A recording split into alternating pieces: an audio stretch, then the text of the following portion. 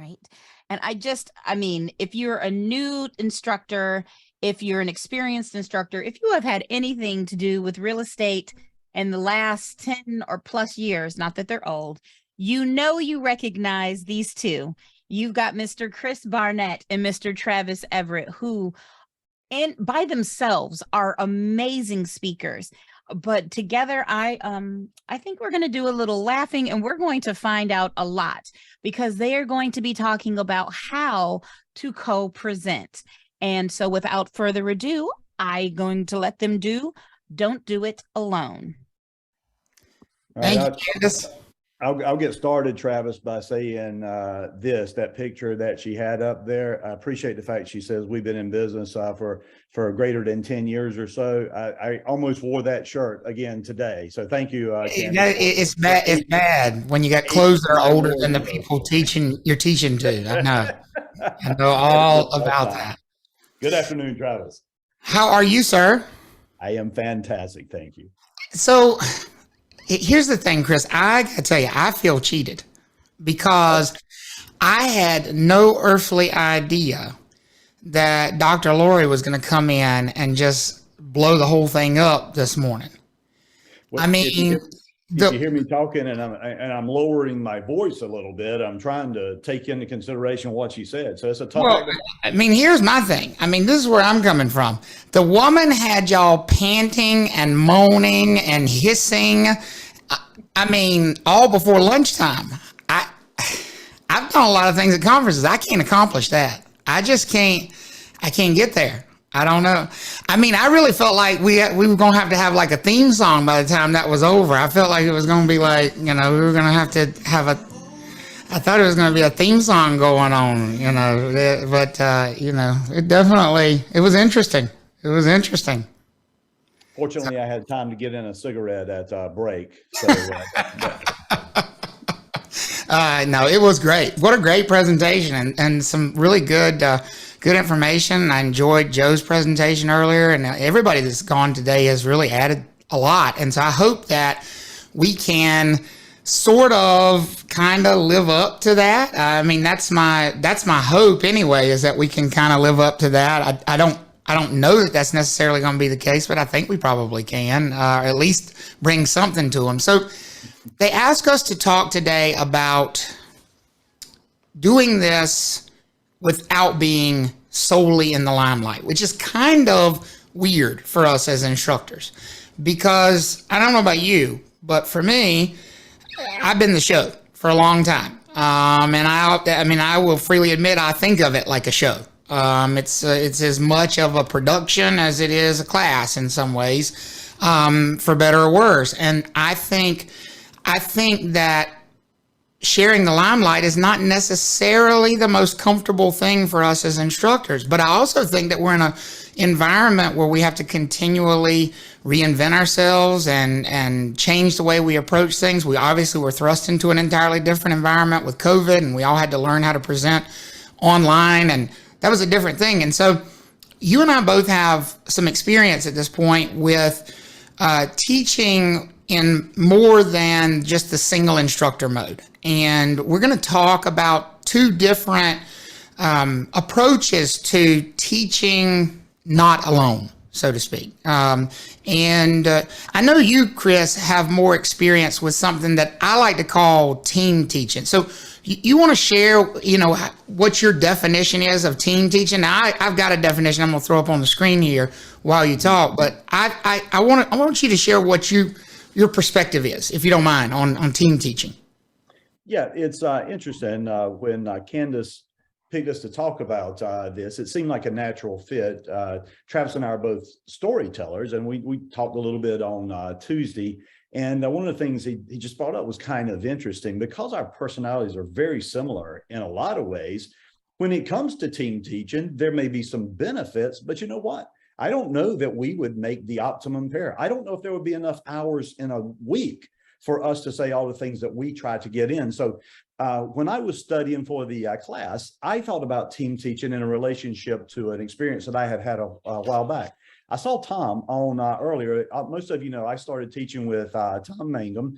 Tom gave me the opportunity when I got started. And so you'll know how my teaching got started. He said, you know, Chris looks like he might have good sense. But what he did was he put me on an outpost out at a little school in the middle of nowhere I could start teaching. And his theory was if I go out and screw it all up, then he can say he doesn't know me. If I do well, he'll give me more hours. And that's kind of the way I started teaching. And like many of you, the minute I walked into the classroom and people were sitting down and they were actually listening to what I said, I was just, let's face it, I mean, there's some ego involved. And so I was addicted to being in front of the crowd. And so I enjoyed it. Now, because I enjoyed it, what I did was I asked Tom for more hours. And at the time that this was going on, we had the market for it. And so I ended up teaching in some cases 4 nights a week. And then weekends. I'll tell you one more story about Tom. Some of you may have heard this as well when I was inducted as president a few years back. But one of the things I'll always remember about Tom is when my baby was born, teaching at night and weekends actually gave me the opportunity to stay at home with my baby during the day. So this was a labor of love. He worked it out on the schedule for me. And that's going to be important for what we're talking about today, because you can so quickly get out of work-life balance if you're not careful. Well, even asking for the weekends and the nights, at some point, I got burned out. I mean, you can imagine teaching every weekend. And finally, I went to Tom and I'm like, you know, I enjoy what I'm doing. I'm not asking you to make exceptions in your schedule. Are there some other opportunities? And as it turned out, there was another instructor that we had that was similar to me. He would like to work some weekends, but the every weekend gig probably was going to be problematic. So what we did is we fell into a pattern where we would alternate weekends. And as Travis and I talk a little bit, we're going to talk about some of the strategies that we employed and how that might be a little bit different than what he has going on. But if any of you remember Ben Jones, me and Ben were alternating teaching at the time, and the students came to refer to us as fire and ice because our styles were completely different. My style is virtually what you see right here. I'm trying to jump through the camera at you literally every minute that I'm talking. So yeah, that's something I think we should chat about at some point today, is like the different styles that, you know, and how that can play into it, you know, like, does that impact what you do in the classroom? So, you know, I just wanted to make sure we verify with Candace, is this a 45-minute presentation or a 4.5-hour one? Because, you know, you done let him loose over there, and I got already, it's like, you got to pull the reins already. We just started. What are we doing? Hey, let me wrap it up by saying this, Travis. Every one of us doesn't have a Leslie Helton that can pull us back when we go. Well, ain't it? And speaking of that, no, I mean, you got so much to share, and I want to hear it, and I think everybody else does too. But speaking of that, co-teaching is a little bit different than what you've done in the past, and what the team teaching approach. The team teaching approach that you're talking about, what I hear is more of, we're going to alternate topics. We're going to alternate timing. We're going to alternate, you know, you take this day, I take that day, or you take this week, I take this week, you take this topic, I take this topic. What we have done, and I do say we because it is co-teaching. I don't do this remotely alone, and I do it with several of our instructors in our school, but mostly with Leslie, obviously, and we co-teach. And now co-teaching is a different approach that involves both instructors at the same time. And you're right, I have a handler because I need a handler. For sure. So I just wanted to throw the definition out there. Now, Jim, I saw your hand come up. Do you have a question, Jim? Actually, thank you so much, Travis. I did. I sorry to interrupt you guys. I just wanted to question, and perhaps this is a little bit of a silly question about those definitions, because are those standard? Because I've seen co-teaching and team teaching defined differently. No, they're not. Those are my definitions, and that's why I wanted to throw it out there, because there really aren't standardized definitions for this. I just wanted to throw definitions that we were using for the purposes of this presentation, so that when we say team teaching versus co-teaching, people would have an idea of what we were referring. Okay, great. So it's similar to the blended definition for NC Rec. it's subject to some interpretation. Exactly. It's not, there really are not standardized sort of, because so much of this is in flux and morphing. I think it's a great question, and I'm glad you asked it. Those are definitions that we used for the purposes of this presentation, just so people could differentiate the two ideas from each other. Because at the end of the day, no matter what you call it, it's a manner of presentation that's a little bit different, right? A little bit different. So, Chris, I think natural questions come up with this, and I know you're like the expert on all things. So, what does the Real Estate Commission say about this? What do they have rules that apply? Because I don't know what I'm supposed to do necessarily as an education provider when I'm telling the commission who's teaching this class. Is there a certain percentage that somebody can teach or share? Do you know? Well, here's the way I remember it. Now, I'm getting a little bit older. Is there anyone from the commission on the call right now, or should I speak really low? As I understand it, it's pretty much the Wild West. Do whatever you want to. Is that about right, Travis? Did I hit that right? I don't know if I'd phrase it that way, because there are people from the commission here, but let me share what I've gathered. Okay, let's put guardrails on it. What I've gathered is this. The only rule that's out there that specifically pertains to the idea of splitting up instruction time is the guest lecturer rule. And we've long had a guest lecturer rule, which says, you can't have a guest lecturer come in and do more than 25% of the presentation. But I have confirmed with the staff at the Real Estate Commission, thank you to those folks, that the guest lecturer rule does not apply to a credentialed instructor. So so y'all out there that are thinking about doing something like this, you don't have to worry about a limitation of, somebody can't come in and do more than 25% of my class or something like that, if they are also an approved instructor for that course with your education provider. It's not a concern. And so the other thing that I've gathered in this, because we had to learn our way through it as well, is that if you have co-instructors, whether they're doing the team teaching model or the co-teaching model, Chris, my understanding is that the commission is really open to you structuring that the way you want to. Is that kind of how you've heard it as well? I got to be honest with you. I think that's exactly right. And the beauty I love of that is it gives us the freedom to be what we are. It gives us the freedom to work within a crucible. Let's stay within the guardrails. Let's not abuse it when we have these opportunities. But if we're getting talented people, and if you're looking for talented people, there's 132 of them on the call today. And we're talking about covering a whole state, and we're talking about Zoom. So we have the ability to do some really beautiful things together. And then if we want to bring in those people that do not have instructor credentials, as long as they are still within the framework of adding value to what we're doing to the syllabus, then I see that we do. It's not the Wild Wild West. I was joking about that. But no, I know that. Yeah. And to Cindy's comment, and then Terry's question in the chat as well, so in because that's a little bit of a different world, somebody has to get the credit / blame for the class. We don't really know which it's going to be until the results are in, right? If they pass 80%, I want the credit. If it's 50, I want Leslie to have all the glory. That's just FYI, Leslie. That's the way it works. But when you look at this, how do you handle, or do you handle instructor of record with this stuff? Or is that, again, largely up to the education provider? Well, what we did in my experience is we completely alternated everything. Now, here's something interesting about that. You do need to trust. There has to be a lot of trust in this case. I don't want to sound ugly, but it might be that I'm not grabbing a first timer to do a team teaching approach with, although I might do a co-teaching approach with a first timer, because, at this point, I've been in it 15, 16 years, and there are some things that I'm not saying as freshly as a young person is, but I don't want the weight of my class and the weight of my pass rates to be tied to that. I want it to be tied to what I've learned over the years.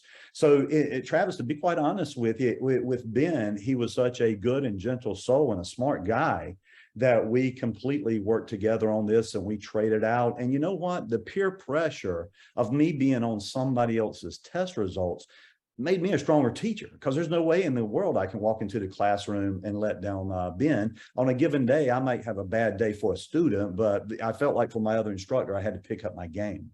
Yeah, I agree with that too. And I love Trisha's comment in the chat over there as well. She said that in her opinion, co-teaching, whether you were doing it in person or on a both being on the platform simultaneously on Zoom, for example, that it increases that energy level, that it really facilitates or builds the dialogue, because it's almost like, and I'm putting words in her mouth here, but I'm going to kind of run with it in my own thoughts. It's almost like you and I are going to have this conversation together, and everybody else gets to take part in whatever way is comfortable for them. If that just means listening to the conversation, that's great.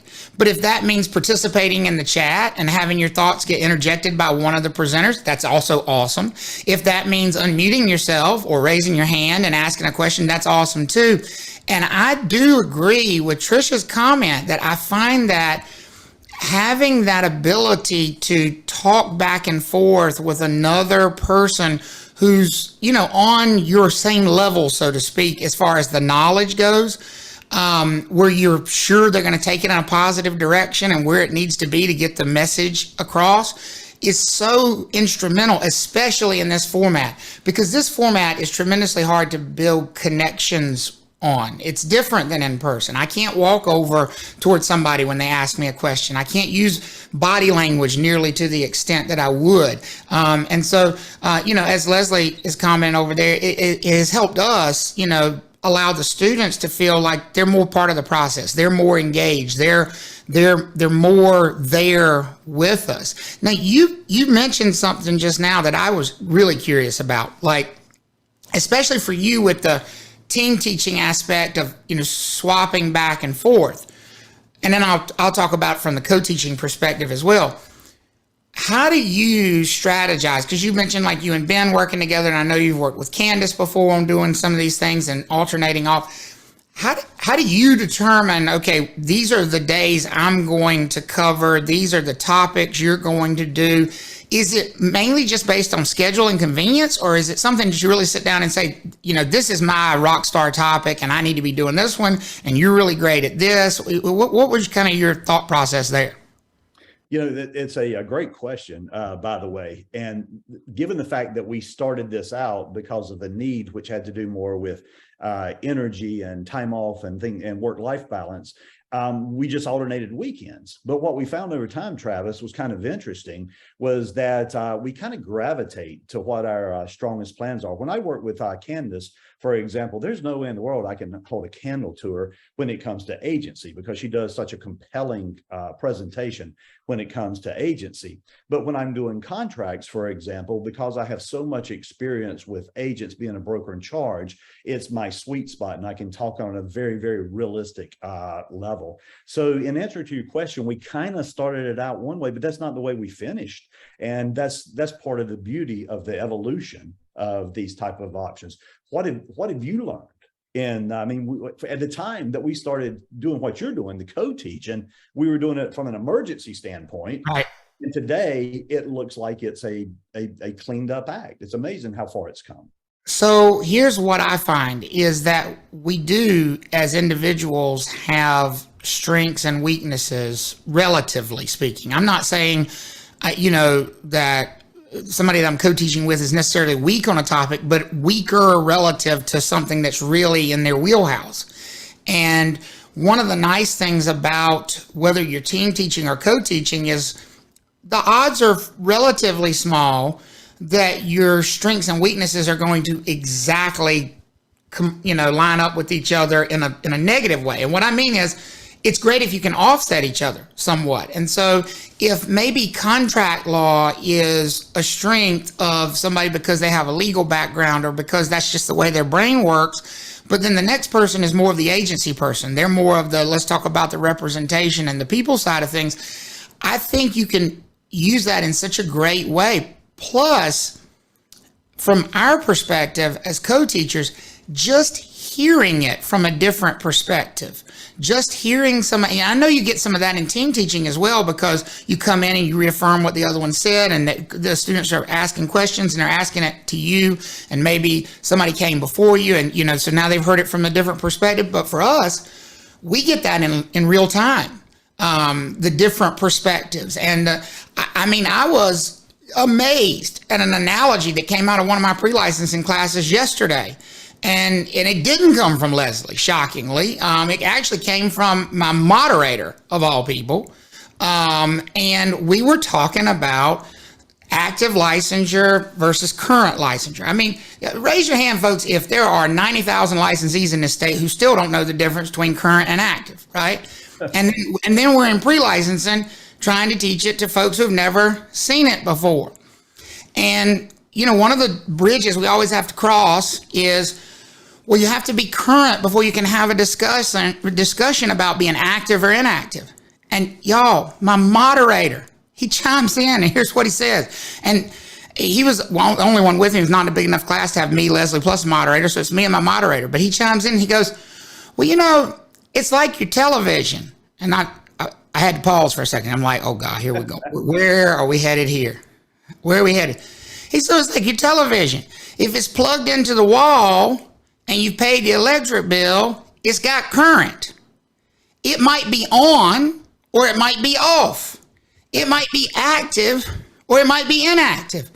But there's no way you can turn it on if you don't first plug it into the wall and get some current to it. And I'm like, where in the hell were you all these years when I was trying? And that's the benefit right there, because I became a better instructor right there in that moment.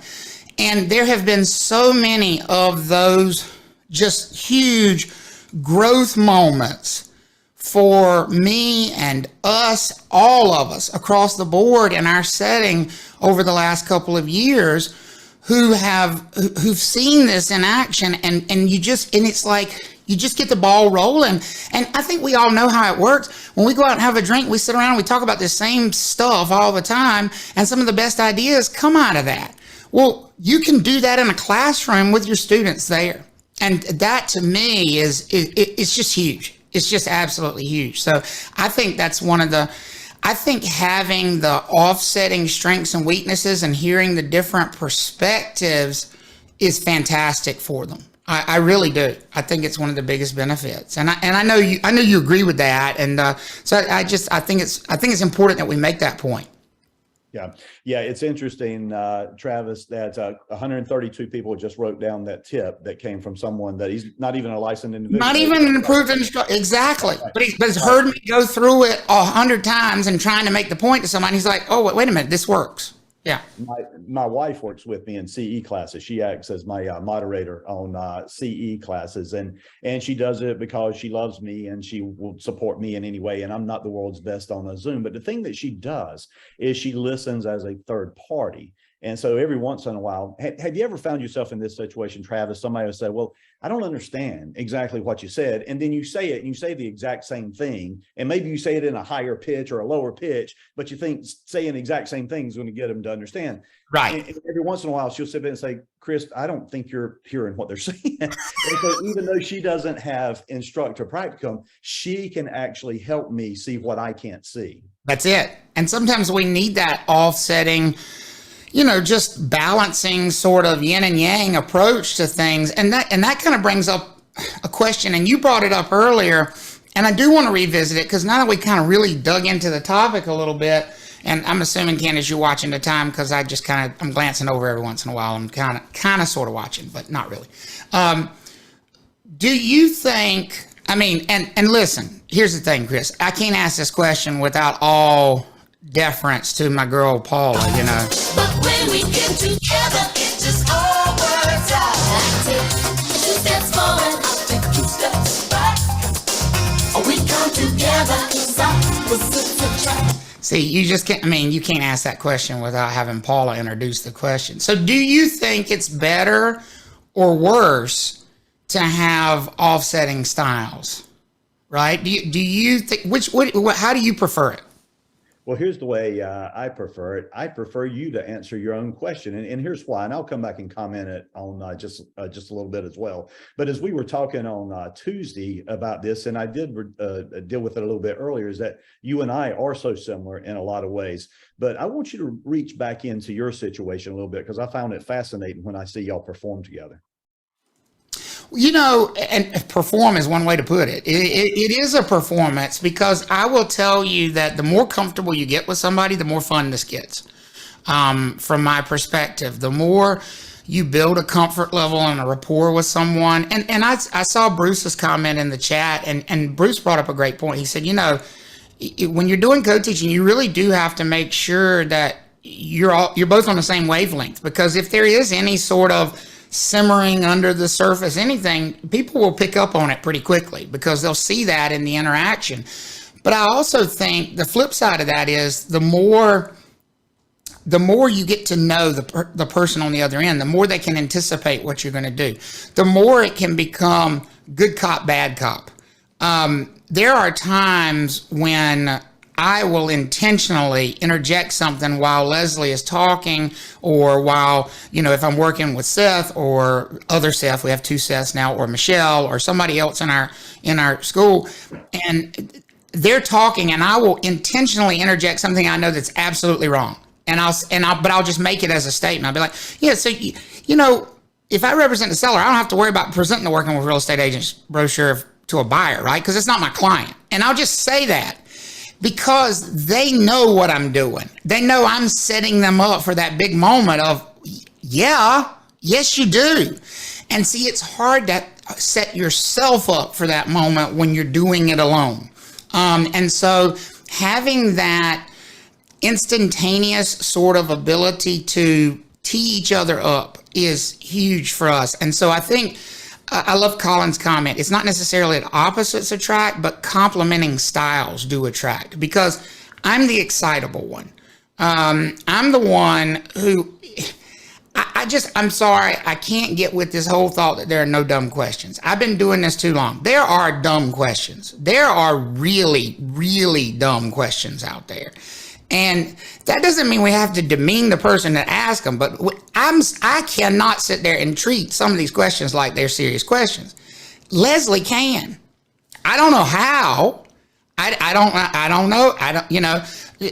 Now, don't trust me. It will come with a dose of snark, because she might jump in and say, well, you know, as he said the other 3 or 4 times we talked about that tonight, you blah, blah, blah, blah, blah. And she will throw that one in there. And that's like a body blow to the right there, you know, like, hey, get with us, you know, type thing.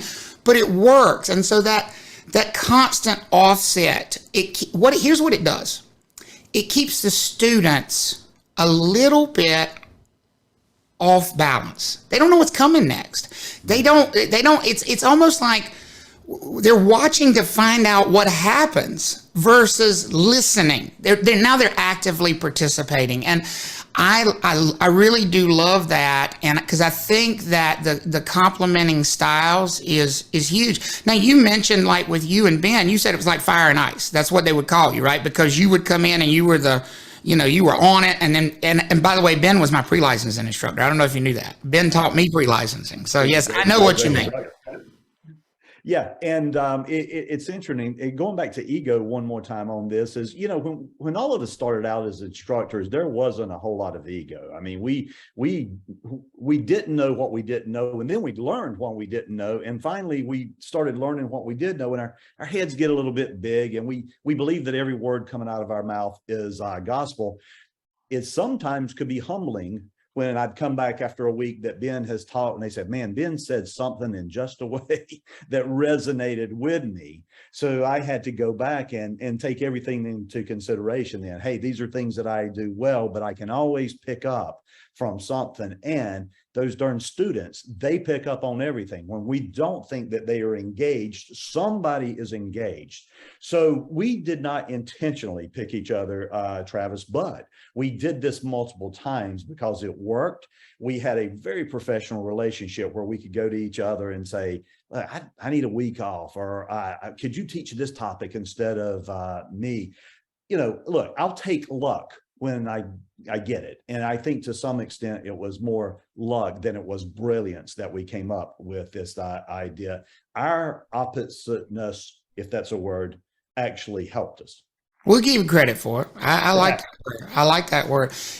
And while you were just talking about that, about sort of the accidental stumbling on it, I want to point out that within our organization, we've kind of even stumbled on like a hybrid method of these, because we have, and I'm not trying to like shout out individually everybody in the school, but I'm just speaking from experience. Matt and Colin teach pre-licensing classes together, and they mostly began with the team teaching, sort of, rotating off. And it was largely because nobody wanted to do all 3 nights of a week or, availability, because they both have children and they have things going on at home. And so they started to do the rotation. And here's what they've kind of come to is they might have 1 night a week where it's Matt, 1 night a week where it's Matt and Colin combined, and then the 3rd night where it's Colin, so that there's this blend over period rather than the, well, tomorrow night you're going to cover this when Matt comes in. They're together that 1 night. And I think they've really taken that and latched onto it.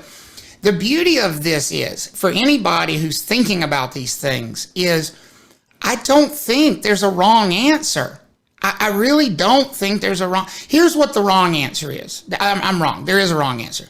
The wrong answer is doing what you've always done. That's the wrong answer. Wrong. Bang. Stop. You can't. Our students are so much different now than they ever have been because their attention spans have shrunk. They are bombarded by media all the time from all directions. They are coming at this from the standpoint of they've seen other classes. Now, we're not the first class they've taken online now. I don't care if they're 18 or 80. They've taken other classes online, so they've got a point of comparison for us now. And to continue down the road of doing exactly what you've always done is a path to really being disappointed in yourself and also letting your students down, in my opinion. And so I think it is incumbent upon us as instructors to continually reinvent the way we do things. That doesn't mean the old skills you've developed are not useful. Of course they are. It just means you might need to find a new way to blend it with somebody. Maybe that means if you're the old hand and you've been around for 20 or 30 years, maybe you find somebody who is brand new. Maybe you find one of these brand new instructors, and like you mentioned, that's the perfect opportunity to co-teach with somebody so that they can benefit from the experience, and then the experienced instructor can benefit from the fresh perspective of somebody coming in. I'm continually amazed by the things that my students don't know. And if I teach from the presumption that they know those things, I've lost them on day one. So I need that reminder. I need that constant readjustment of perspective. And I think we can get that when we work really closely with someone. Yeah, it's interesting in hearing you talk and going back to what we talked about on Tuesday. You never said the word, but what I heard you saying in your thoughts was, how can we add value to the students? And the way we add value to the students is, listen, they are going to want a lot of things that probably don't resonate with me as an older person, but it's not about me. It's about how can I reach them? For example, Travis, when we were talking the other day, you mentioned the idea of a couple of back and forth talk shows that you listened to, and whether you did it intentionally or not, but creating that atmosphere all of a sudden gives the students the way they're used to taking in information, the way they're choosing to take information. And if I can keep their attention for just a few more minutes in any given hour, that's going to be so key. So talk to us a little bit about that. So I think you're exactly right. I think keeping their attention is the key. I think it's always been the key. After all, do we tell the stories because we really enjoy it that much? I know we enjoy it, but do we tell the stories because we really enjoy telling the same story we've already told 150,000 times before? Or do we tell the stories because we know in that moment we have the meeting out of the palm of our hands? And we hope that through that connection that we build in that moment, that we can get some of the material in there as well. That we can, it's almost like sneaking vegetables in if you're the parent and you're trying to cook the casserole and you don't want them to know they're eating broccoli. Well, puree it up and put it in there with the cheese. They'll eat it, right? And it's the same thing with education, in my opinion, when you do the edutainment sort of piece of thing. You tell the stories, you make them laugh because you want the connection that brings them in closer so that you can open them up to the information. So getting their attention's always been the goal. And I think that becomes more difficult inside this little box. I mean, just like quick show of hands, and Don, I see your hand, I'm coming to you, I promise. Like quick show of hands, and you just give me a thumbs up, it don't have to be the digital hand. How many of you feel it's harder to connect this way here than it is with an in-person class? Like, I have found that to absolutely be the case. And I will tell you that when we first went to Zoom classes, I had a really hard time. And I think we were all going through a lot of like processing things emotionally early on in COVID, but I had a hard time, and I thought, I'm going to have to go back to just doing general brokerage all the time. I can't do this anymore. This is not for me. I would teach a day on Zoom, and I would feel like I had been beaten and drugged behind a bus. I just hated it. I hated every second of it. And I finally decided, you know what, we have to do something different. We have to do something different. I have to do something different because I cannot do this if I dislike it that much, not even for a few more months. And so that's where we started. Now, what we've evolved to, if you had told me we would turn into a traveling radio show, I would have no. I would have said no. I mean, I'm sitting over here with sound effects, and we do, and we tell jokes, and we constantly go back and forth with innuendo with each other. I mean, it's just a different thing. But we found a way to make it work where we could be inside this little box, but still be connected to them. We found a way to make that happen. And sometimes, Chris, I just find that can be as simple as like just mentioning people in the classroom as an example. I mean, now this kind of diverges from like the team teaching topics. I don't want to go far off topic here, but when you just acknowledge and you just say somebody's name in a story or in an example, and so if you say, well, Bernard was out showing houses the other day, instantly you watch that hit, it's like a swivel, boom, and you got them. They're right back. And you can build that. So the question is, how do we use things like team teaching and co-teaching to further drive that, to further engage it? And I think that's a natural byproduct of the two voices, whether they're hearing the two voices at the same time or whether they're hearing them one night versus the other. I think if those two voices are well coordinated, it really has a synergistic impact on the overall engagement of your classes. And it really is amazing kind of the connection that you can make with them. And then once you start to enjoy it again and enjoy the format that you're in, you'll start to recognize the special things about the format that you couldn't do when you were in a live classroom. And that has a big impact. So to me, this discussion is as much about us as it is about the students, because one thing that I've learned to be a universal truth in this career is that if I'm having a good time, they probably are too. If I feel like it was a good class, they probably feel the same way. So if I can find a way to entertain Travis for 4 hours with that material that we've already done 73 times in the last 2 months for an update, then they're going to have a good experience with it. And for me, that was the co-teaching model. That was having somebody who could bounce those ideas back off of me, who can have that witty response. And that's why we do it. That's why we went to that model. And that's why it's worked well for us, I think, up to this point.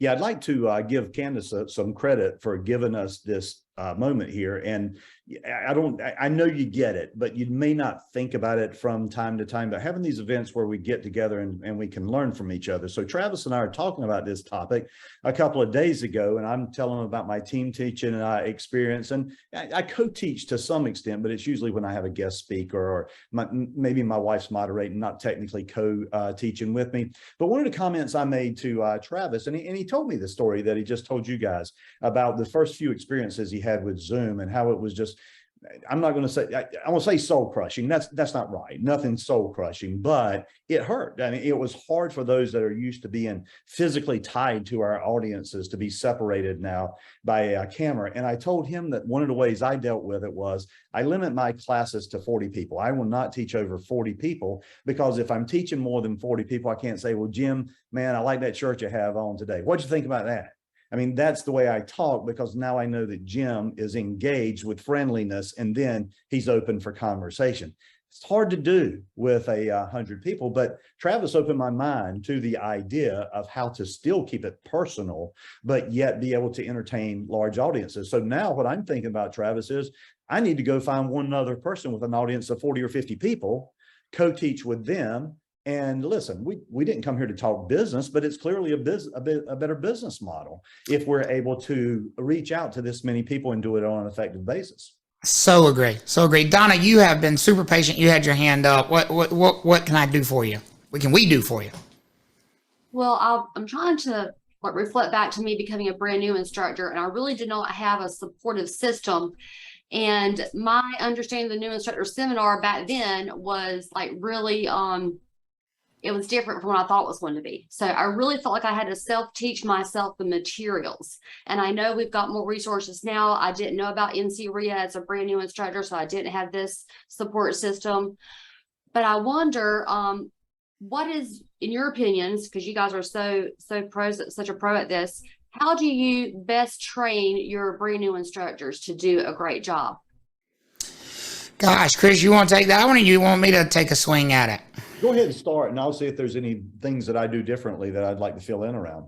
So I think it's a great question, Donna. And I will freely admit that I think one of the things that we have done very poorly overall as real estate educators is we have exactly mimicked the industry that we are educating, in the sense that we will get them licensed and then we will throw them to the wolves and see who comes out on the other side. That is the business model in brokerage. It's not a good business model, but it is the business model. And it has been largely the business model in real estate education. And it's not a good business model.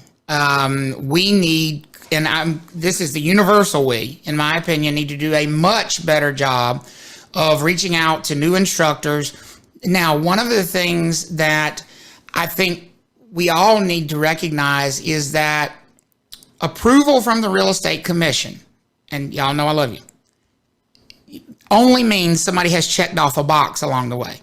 It does not mean they know anything at all about how to actually present this material. It doesn't even necessarily mean that they know the material. Remember, we're one of those states where they don't even have to take a test. For all we know, they have no idea. I have long ago given up the assumption that somebody who's been in the business 20 years knows about agency in North Carolina, but they could be teaching a class in North Carolina. That's neither here nor there, but we have to recognize that as instructors. And so what we have to do is pick each other up, in my opinion, and offer to those new instructors to come watch you.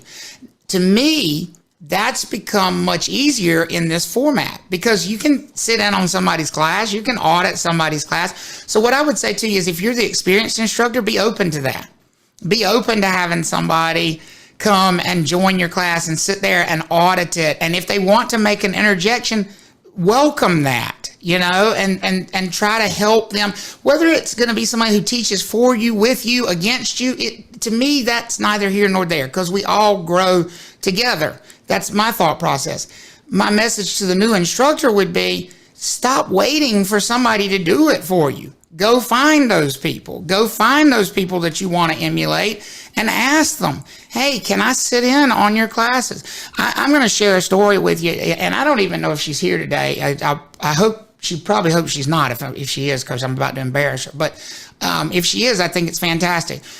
One of the young ladies who has been coming, who I've had the pleasure of meeting through the Tuesday morning sessions that we've been doing, Trish is one of the instructors, and I don't think she would mind me sharing this at all, who was caught up in the 40%, get put on the bench for a couple years thing because of pass rates. And her story is that she was a brand new instructor, and she was immediately handed the textbook, the yellow textbook, not going to use names, and said, here, go teach class. Nobody told her how, where, why, what to do with it. Literally nothing. Just go teach the class. And of course she failed. She would tell you she failed. It's obvious that she's going to. If you're an education provider and you're doing that to your instructors, stop it. Just stop. If you need a way to support them, call me. I'll help you with that. Don't do that. There's my soapbox moment for that. But this young lady, Chris, she's on the sidelines by the real estate commission. But you know what she's doing every Tuesday? What's that? She's coming and learning to be a better instructor. Even though she can't teach a class right now because of the regulatory body and their decision, she's coming every single Tuesday and she's sitting in there and she's learning to be a better instructor. And folks, I love that. That's what makes it worth it for me to help somebody, because somebody who wants to improve themselves like that, they deserve our support. They deserve our assistance. And so here's what we've done. We said to her, you know what? You don't need to be an approved instructor to be a moderator. Why don't you come moderate pre-licensed classes for us? And that's what she's doing. That's what she's doing now. So how many of you all think she's going to be a much better instructor when that 2 years lapses, because we didn't just throw her away and discard her on the pile of instructors who didn't make 40%, right? And that's, to me, what we got to get better about. We've got to find a way to bridge that gap, because we need new people. We need new people. We're not going to last forever. None of us are. And so, to me, it's a dual message. If you're the older instructor and you're the experienced one, open your heart, open your mind, open your tremendous assets and gifts that you have, and be willing to share them with the new folks. And if you're the new folks, go find it. It's here. We've got the expertise. The people you see in these Brady Bunch boxes here, that's who you need to be talking to. That's who you need to be talking to. And so I think that's great. And it's probably a longer answer than you wanted, Chris, but I really do think that's huge, and a longer answer than you probably wanted too, Don. I don't know that. I think maybe what I'm going to say is a reiteration of what Travis said. But I remember when I started in the business, Kim Fry had been in the business for several years at that point. And I sat in that class and I listened to every single minute of that class. I took the practice test. I acted just like I was a student, and I did not miss any of the classes. And then I would go bother her and say, what did you mean by this? Why did you present this particular way? I see Candace nodding that she did some of that when she came on at HPW as well. So we created a fraternity, so to speak, of people that were trained this way. In some ways it sounds old school, but I love the passion that Travis said it, in that it's the people that reach out and grab it that are going to be the good ones. I got to be honest with you. It's kind of like my agents in the field as well. I don't want to predict anybody's future, but based on their actions, I can kind of predict how they're going to succeed in a particular field. And if they don't put themselves out there and get it, and look, if you do, and we don't help you, that's our fault. If you don't ask for the help. Agreed. Yeah. Completely agree. Completely agree. And, speaking of getting the help we need, I'm looking at the clock, and you and I never need help with filling up time. So I do have one more question that I think we should talk about. Like, I think there's an accountability thing when you work with people in these settings. So how have you, number one, have you had any bad experiences where maybe, with all due respect to the Stones, where time was not on your side, where you took up too much time and you snatched it away from somebody, or they gave you... See, folks, you can't do that in a live class. You can't learn your venue. Embrace it. But Chris, what do you think when you have this alternating viewpoints? Inevitably, there's going to be something that, even if you don't view the information as contradictory, the students might view it as contradictory, or where one of you feels like maybe they took too much of the limelight, too much of the time. How have you handled that? Okay, let's talk about those things separately. The first one, of course, is, and if you've been an instructor more than 4 minutes, you will have heard some students say, well, that's not what I heard in my last class. The first thing you're going to do is take it with judiciousness. Okay. We are not here to impugn another instructor. And to be honest with you, when they say it in the absence of that other instructor, I actually have the ability to turn the tables on them by saying, I'm not sure that you heard what they said. You may have heard what they think they said. And then at that point, I can add clarity to the situation. And then I can also reach out to the other instructor if there is something that I think is egregiously incorrect. And then there are the gray areas. When you're talking about the gray areas, certainly there could be interpretations there. And maybe we just don't chase that rabbit in that particular case, because we could get into contradictory not interpretations, but interpretations of it. When you talk about the timing, though, that's one of those things that being accountable to my partner in a lot of ways is what holds me accountable on that. Ask Candace, when she and I have talked together, I'll say, Candace, I appreciate you having me come in and teach this Sunday. Oh, by the way, we're an hour and a half behind because I told the story about fill in the blank. And then Candace, she's sweet, and she says, well, here's what I'm going to do to take care on that. But next time you're teaching math or something like that. So we do these little trade-offs, but it's the accountability, Travis. It's the having to look someone in the eyes and say, man, I just screwed up 75 hours. And Donna, if you're just getting into this and you think 75 hours is a long time, you are not right about that. 75 is a very short time when you're in there and you're talking about it, you're breaking this down, you're sharing time with other people, you're sharing experiences. Their students' eyes are lighting up. It's not as long as what I think it is. I've been doing this now since 2016, but when I first became licensed, I was the only instructor at the school. I had zero time to sit with. You only had one other school in the whole town. They viewed you as competition. They didn't, you know what I'm saying? No one really wanted you to sit with them. You didn't have the resources that are available now. And now I have my own school and I am looking for instructors, but I want to know how to best train them because I didn't have the best situation myself. I'm so glad you asked it. Yeah.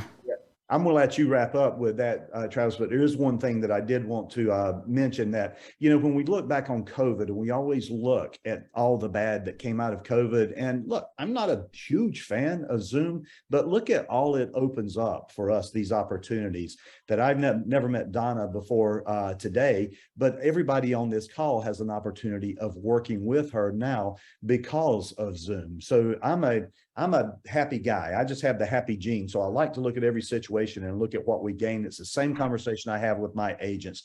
Take what was good that came out of COVID, see if you can launch it into your careers and never look back. Yeah, I so concur with that. And Don, I'm so glad you brought it up. I'm so glad that you're approaching it from the perspective of wanting to do the right things to help develop people along the way, because I think that's a huge part of what we have to do. Because otherwise, who's going to be around to teach the next line of brokers? If we don't have this, I am a better instructor because of the people that came before me. I can only hope that I leave it better than I found it. That's all that any of us can do. And I think we all have to work hard at that.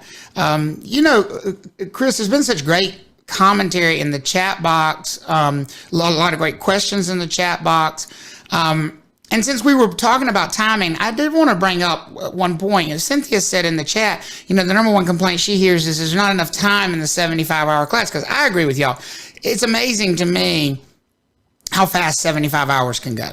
And I will say this, and I mean it with genuine respect and affection, but some of you need to look up the definition of the word minimum.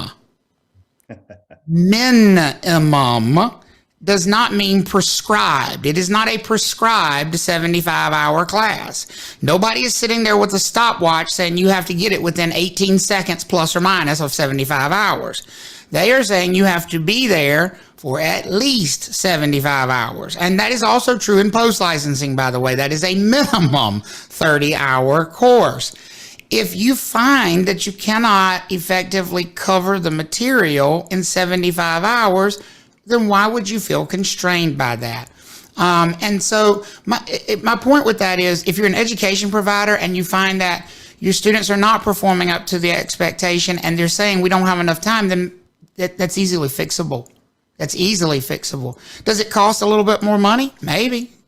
Maybe you just have a conversation with your instructors and say, we need to really pay you the same thing for the class, but we need to stretch it out by a couple of days so you're not, figure it out. But don't use the minimum. If you're striving to meet the minimum, you are missing the mark. And so stop looking at the Real Estate Commission's rules as what you should be doing.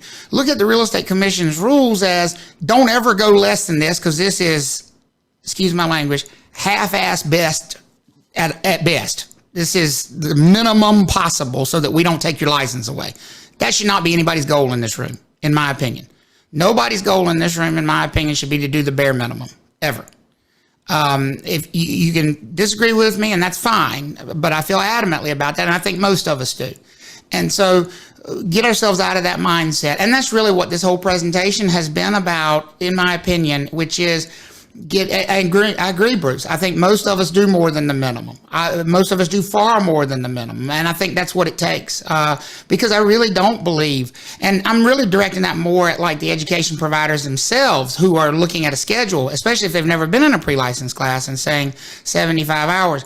But if you don't take anything else away from this almost hour now, thank you, Candace. If you don't take anything else away, I think what you take away is that you have to continually reinvent yourself. We have to continually reinvest in ourselves. That's what you're all doing here today. Don't be confined by what you've always done. Don't be confined by the way you've always approached it. Maybe it needs a fresh approach. And we continue to learn those lessons every single day. I know Chris does. I know I do. I know the instructors that I talk to do learn, new approaches, and I commend all of you for doing that. I'm not being preachy at all when I say don't do the minimum, because I just think you need to remind yourself that that's not your goal. Your goal is not to do the minimum. And because you're already probably doing more than that. Your goal is to help your students. I know that, and you know that. And just make sure that's always at the forefront of what you're doing, whether you decide to team teach or co-teach or continue teaching solo, whether you decide to use a moderator or not use a moderator, whether you decide to limit your classes to 20 students or do 120 with, 2 moderators and a co-instructor. Whatever model you're choosing, I am so thankful that the Real Estate Commission in North Carolina has given us the freedom and the flexibility to put together what works for us and what works for our students, because there's room for everybody and there's room for every model. And so if nothing else, just look at what you're doing and make sure you're enjoying it the most you possibly can, so that when you go in that classroom on a daily basis, you're giving them everything they deserve. And that's kind of what I got, Chris. How about you? Just to wrap it up, I'll end where I started. Everything I hear you saying, Travis, is about adding value to our students.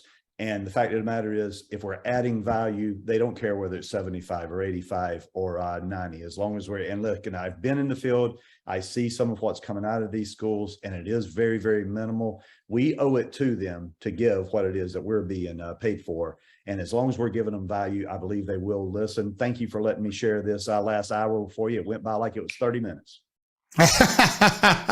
Thank you all so much. Thank you, Candace, for wonderful job putting the conference together. And thank you all for your attention and your comments and questions in the chat. We enjoyed it. Hopefully you got something out of it. If you have any questions, please feel free to send either one of us an email. I'm sure we'll be glad to try to help. Oh, thank you all. Thank both of you. Can we give them a hand, y'all? That was great. Yay. And you both brought up some wonderful points that hopefully people will be able to take away with. That was great, y'all. Having said that, is anybody surprised that Travis and Chris were able to make up the extra time that we had that was ahead? Who would have ever thunk it? Listen, to be fair, you sent me a chat that said you can take 5 more minutes now. You ain't gonna throw me under the bus like that all by myself and back up over me now. Yeah, well, that was after you had hit the 45, but that's okay. I don't mind at all because you all really did bring up some great points. Because you know what, guys, that's the name of this conference. You gotta, accept that things have changed. You gotta adjust how we're doing them, and then we have to advance. So that is a perfect example of that. Another thing that is a perfect example is the fact that I'm gonna share my screen that tells you it is 10-minute break time. So it is exactly 2:43. And I'm gonna say I will see you back here at 2:53. I shall see you soon, guys.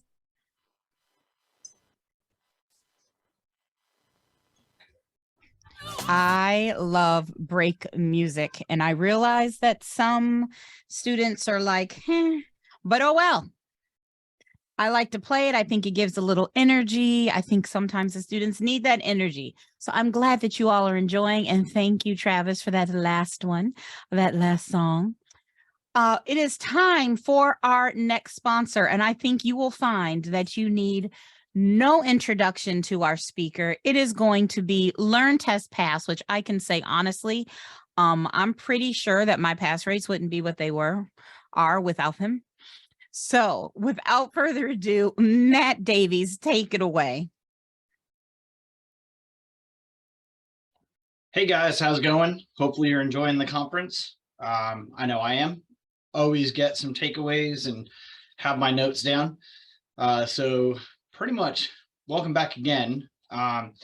In addition to the proctor free side of things, with the end of course exams that we have available, we do have those practice exams. We've made free ones available, which we talked about earlier. I'll give you that code again. But we also have paid practice exams that are available, close to 1,200 questions. And then with Learn Test Pass, part of 3Wise, we have the anti-textbook. So the 3Wise Teachers Textbook, that a lot of the resources are available online. A lot of the practice tests, quizzes that come with the book are there, the latest forms, etc., all kind of there for you. So I will reiterate again, we have the wonderful Pam Rory and her red pen. She has gone through the free exams that are available. It's basically a little over 2 exams worth of test questions available. You can go ahead and give this bit.ly link to your students and they can use it for free. We don't market to them. We're not that sophisticated. This came out during COVID when we made this available for free for everybody so that you didn't have to have a situation where you had no end of course exam. This was a resource that we made available to you and we're not taking it away. And Pam has only helped us make it better. With our, one of the other things that we're offering, we do have the ability for folks that are using our end of course test through Proctor Free, that you could get access to our post-license presentation. So this is available for schools. There is an additional fee for it, but if you didn't want to create your own post-licensing presentation, or if you're looking for a fast track for approval, Learn Test Pass can authorize you to use our presentation and use our system. And that way you can kind of get to your post-licensing approval a little bit faster.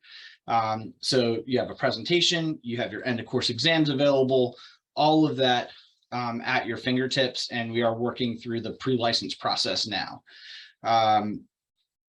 Kind of going back, I know I'm jumping around a little bit. I feel like maybe I could slow down. I worry about time, Candace. I worry about time. With our end of course, our practice testing quizzes, I want to reiterate again, we have over 1,200 questions, over 10 exams worth available. Pam is currently working her way through all 1,200 questions to make them better. And we will be rolling that out soon. We also have over 200 new questions that are on the way. So we're always trying to innovate, add more to the banks. That way, each time a student goes in, they get a little bit different makeup of the test. They're not trying to memorize things. and they're still getting that very detailed report. How do they do state? How do they do national? Question, answer, detailed explanation. And I think the key is this is by instructors for instructors. The team of people that are working on this are your peers. We are from North Carolina. We are a North Carolina company. So we are here for you and here to help you along the way. With the North Carolina Real Estate Today, I really like to say we're the anti-textbook. And we are. You're pretty much at about 200 pages. We do have a third edition that we're working on. It may add a few pages to it, but we're really trying to focus students on the information that they need. We want it to be approachable, and we want to make sure that the student has time to do the important tasks, like take practice quizzes, over 1,000 questions in our system. So if you're a school that doesn't have the resources to have their own learning management system, you can adopt our textbook and have that access. And if you go with the digital edition, you have no shipping that you have to deal with. You're not shipping books. You're not wasting your time doing that. And if your students want to have a paper copy, they can email us. We can see that they've been approved to be in there. We can send them an invoice and we can send them a paper copy. You don't have to do it. So we're trying to make things easy for you. Again, there are practice quizzes and a few extra exams that we've had with the printed edition of the book as before. And for those of you that do adopt NC Real Estate Today as your textbook, there's a presentation available. So you don't have to go out and kind of create your own. And this is not a all text garbage presentation. It's not death by bullet point. I would tend to say it's a pretty high quality presentation that's at your fingertips that you can customize. So we try to make all of this available to you. We do have some announcements coming up for where we are housing an online CE course for someone so that they can provide distance education. So we're going to continue to expand the products that we offer and hopefully some paths for instructors to create content and earn money without having to sell it off to some of the bigger companies. So more to come. Hopefully you're excited. If you want more information, you can send a quick email, Matt@LearnTestPass. We can set up a time that we can talk. If you want to take a look at what we have available, we can send you access for the digital kind of content. It's pretty easy. And yeah, just hoping that you'll consider us in the future. With that, there were some giveaways that we planned, and I think I need Candace's help here. Let me share out again. We have two gifts to give away. They're the same thing, but I think for some of us, they might be kind of exciting. I'm trying to find where I have it open. Hold on. Let me stop sharing for just 1 second and make sure I can get that. There we go. It's buried. Is this the hot tub that you said I would be giving it away at? Oh, no. lunches? You're giving away the hot tub. I don't know what you're talking about. That's okay. What's yours is mine, and what's mine is mine. So we are giving away these really nice cameras. So it's a camera that can track you around the room if you want to. Obviously webcam, nice, high quality cameras. And we're looking for, we're going to be looking for 2 people instead of having this big kind of random sort of thing. I'm going to ask for some help in the chat. Do you have your typing fingers ready for those that want it? What are the 5 S's? What are the 5 S's from the voice? Dr. Lori. Dr. Lori's presentation.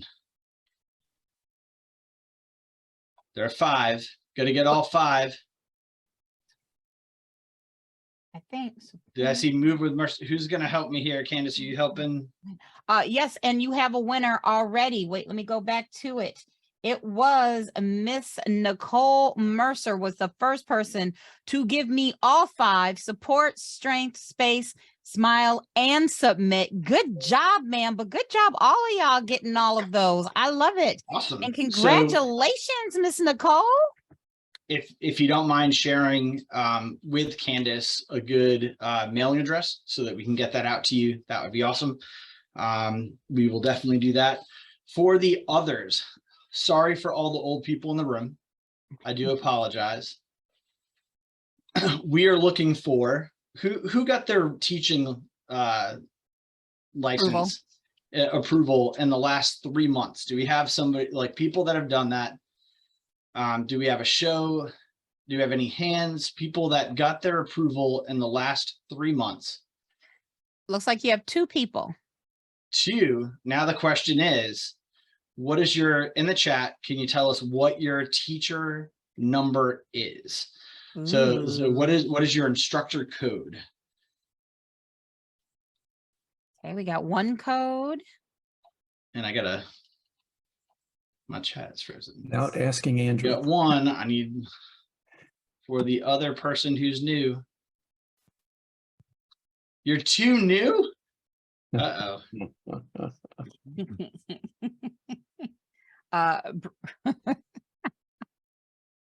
All right, we're looking. So wait, Valley, yours is the 33 something?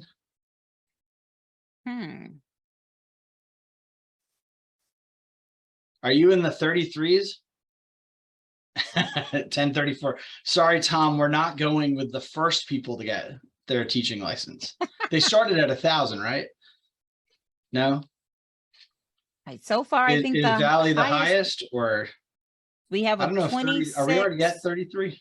Can we get a commission staff member ruling on that? 2601 seems to be the highest right Who's got the highest now. number? Can anybody beat 2601? That number hear you, belongs Candace. to Miss Am I- Dawnetta. 2601. I feel like I'm one of my Oh. auction things. Yeah, we need some 20 auction stuff going on. Oh That- no, I don't do the fast auction talking. Although that class was amazing. 4225. So it looks to me like Tammy is our winner. I'm sorry, Valley. I still love you. I hope you still love me. But it's looking like Tammy might have the highest number. Does that look right to you guys? What is Did Tammy's I- number? Donetta was 2601. Oh, no. Wait, 2601? Where's that? Yeah, where is Oh, wait, that- Donetta. Okay. Sorry. Mhm. So Donetta, anybody higher than 2601 going once? Higher than 2601 going twice? Are you a mere crier? I don't know if you are allowed to do this, sir. Sold to Donetta. So Donetta, if you can get your mailing address as well, you got a great camera for the start of your classes. So there we go. I'm a meerkat. I don't know what that means. I love that, Matt. Thank you so much. Learn Test Pass has helped so many of us, and you're just growing and you keep growing. And I know that Nicole, you'll be able to use this camera, and Donetta, you're about to start your teaching career off on the right foot, because having a good camera is everything. So if the 2 of you will just email me, that way I have it. Just email me. I'll put my email in the chat after I finish this. But first, what I want to do is, if Matt, you will stop your share. Okay, give me 1 second. Did you stop me or? I got you. Okay. And I just want to do an introduction of our next, I'm going to say, speakers. And this one, I want to say, and I mean this in the best way possible, I actually really think that sometimes the North Carolina Real Estate Commission staff gets a lot of flack, and they don't deserve it. They work hard on our behalf, and just because we don't necessarily agree eye to eye, it's not like they personally made the rules or anything like that. And I'm looking forward to bridging this relationship we have with them, because they're here to do exactly what we are, to help the public, to help people become better, instructors, make sure that we're doing the right thing. So I'm really pleased that they were willing to do a presentation today. So I'm going to go ahead and turn this over to our North Carolina Real Estate Commission staff. They are going to be giving us a presentation entitled By the Numbers, an Interactive Game. And I'll give it to you, Lynn. Well, I am excited for each and every one of you. I think we live in interesting times full of opportunity based on everything that I've heard today. In fact, Joe Mangum started out this morning by saying, as instructors, we need to give the brokers statistics and data to counter the negative media. I'm going to tell you that sometimes I think we as instructors, and please notice I included myself in the we, sometimes I think that we are the negative media. So when you're asked to do a presentation, you should try and fit in with the themes. So the education staff started here with an apocalypse. And I'm sure that when most of you think about that word after the apocalypse, this is what you have in your head. In fact, I saw you all picking backgrounds early this morning, choosing scenes from The Walking Dead, Mad Max, Thunderdome, to go with this apocalypse theme. We're going to challenge you a bit. I'm going to suggest to you that there is another more traditional definition of an apocalypse, and it's this. It's a revelational uncovering or disclosure of knowledge. So after all we've been through over the last couple of years, I'm wondering, what do you really know? And where are you really at? Because when I hear Jim Fletmeyer say that NCREA has a record number of instructors, record money in the bank, record number of events, I have trouble converting that into the first image of an apocalypse. And I think I've got some statistics that you can throw into the equation to decide which version of the apocalypse might be a better version for you to hang on to. But I worked with Deb Carpenter, and she gave me a syllabus, and she told me I needed learning objectives. So by the end of this presentation, you will be able to state some statistics that counter some apocalyptic perceptions, identify some evidence that can work in your favor, explain the content of the new exam performance reports, and most importantly, write in your calendar the date for the 2023 Educators Conference. And in order to do this in a fun and entertaining way in the middle of the afternoon, I'm going to suggest we play a game. And nothing that I do here would be possible without this group of people. I think you know them all. Deb, who's in charge of everything pre and post. Kathy on course approvals. April, who herds cats, including all of the folks in our online broker in charge, trust account courses, the IDWs many of you have taken. Andrew, who's your primary point of contact for all things EP and instructor related. Beth, who's on content development, and of course, Kizzy, master of the North Carolina Real Estate Manual and the update courses. You'll notice I'm standing behind them because my entire goal here is to create a team of education people to support all of you so strong that you're not really sure who's in charge. In fact, being in charge of these people is probably the worst thing I could do. The best thing I can do on any given day is get out of their way. So with that, I give you the one and only Ms. Kizzy to start us out with some questions. Get your chats open. You all get to play along. What's up, good people? How are you doing? Thank you, Lynn. How are you doing, good people? I see Bruce Wayne is sitting back in his chair, giving me a thumbs up. I appreciate that. All of you have used your fingers and exercised them today, but I need for you to do a quick survey of the area around you. And I want you to look for one thing that you used as a crutch to get you through this conference today. What is one thing in your immediate vicinity that you use? All right, Bruce, I don't know what is in that cup, but I see a coffee mug. All right, thank you. Matt Davies, I see your coffee mug as well. Kim says her cell phone, and I see my chat is going crazy. Pam says tea. Cindy says water. I have Carolyn says Pepsi. Julie says water bottle. Well, you know, I'm allergic to chocolate, but I needed a Hershey's chocolate candy bar with almonds. So it's better to be seen than viewed. But anyway, how many of you subscribe to the e-bulletin? Because a lot of our presentation is going to dispel the myths out here in the brokerage community by using statistical data that the North Carolina Real Estate Commission has set forth. So my very first question, and again, I need your chat boxes open. My very first question is, as of September the 2022, September the 1st, how many firms and brokers hold real estate licenses in North Carolina? So what is your approximation? I see Bruce at 126,000. Terry Wilson says 110,000. Jim says approximately 85,000. Travis said 125,000, and some of you are giving me letters. All right, Lynn, what is the correct response here? And the winner is? C, 122,000 firms and brokers hold real estate licenses in North Carolina.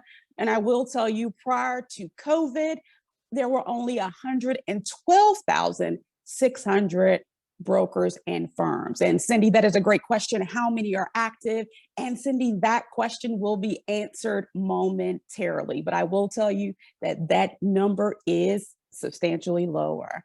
Travis says, I wasn't looking at the slides. I didn't realize it was multiple guests. It's all right. And no problem, Cindy. That is an awesome question. Yes, our questions are multiple choice. All right, Lynn, let's go to question number 2.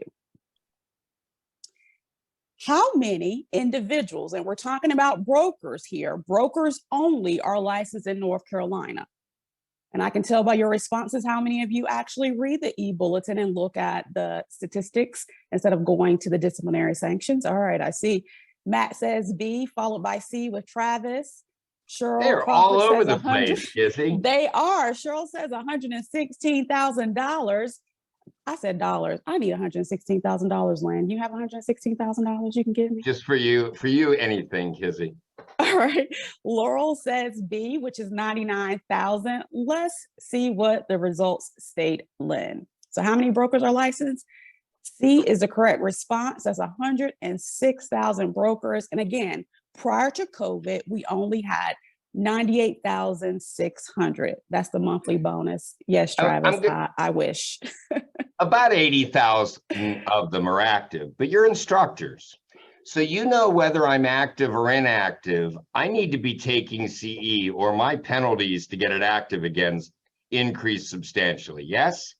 Shake your heads if you know that is true. Yeah, we're about a little over 80,000 active. Good. Then let's see. In this thing that you want to label a tragedy or an apocalypse, we've got about 7,400 more brokers on an annual basis. I'm going to throw out pre and post for a moment.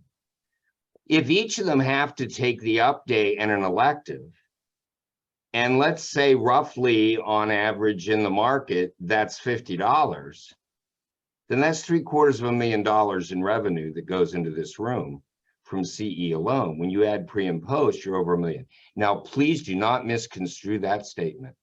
The goal here was not to earn revenue. The goal here was, that's not what I'm saying at all. I'm just saying you have a bigger audience and more opportunities and more revenue potential than you ever did. I have a hard time labeling that apocalyptic. Thank you, Lynn. And hopefully none of you went to your happy place because Lynn provided you with an answer to a subsequent question. All right, Lynn, question number 3. And I'm going to turn Hi, it over to my everyone. colleague. Hi, everyone. It's Beth McGonigal. And here is our third question. As of September 22, how many provisional brokers are licensed in North Carolina? It's in the thousands. Is it 6,000, 13,000? Len, you want to advance? 17,000 or 25,000? So type your answers in chat. Light it up. I'm seeing 6,000, 13,000, 17. Well, we're all over the place. You can, every single answer has. So show us the right answer, Lynn. It is B, 13,000 provisional brokers. And for those of you, Go ahead, Beth, I'm sorry. for those of you who teach post-licensing, this is your target audience. 13,000 provisional brokers need 90 hours of education. You know that. Back before COVID happened, we actually had more provisional brokers, but we think the biggest reason for that is because back then they had 3 years to complete their post-licensing. So they were provisional a lot longer than they are today. Okay, question number 4. So Kizzy and I have been going through all of these licensee counts. Where can you find these licensee counts? So the answers are in the monthly commission meeting exhibits and meeting notes, in the monthly bulletin. Len Elder sends us a monthly email. All of the above, A and B only, A and C only. So I'm seeing really every number or every letter that has listed here. Lots of D's and E's. So let's see, Lynn, what was the correct answer? Well, the one thing I can tell you folks, it's never going to be C. Okay, let's get that out of your heads. So we know it's not C. It is actually A and B in the commission exhibits and the notes after the commission meeting, as well as the monthly e-bulletin. By the way, you see these answer options, all of the above, A and B only, A and C only. Many of us use these types of answer options in our exams for our classes. But note that we have stopped using those on the end of course and license exam for the pre-licensing. So if you're still doing that, stop, because the question answers become overly tricky and really aren't representative of the student's knowledge. So just use a clear A, B, C, D, and E for your, or D, for your questions answers. If you need help writing exam questions and getting the right answer options, we've got an IDW coming soon in 2023.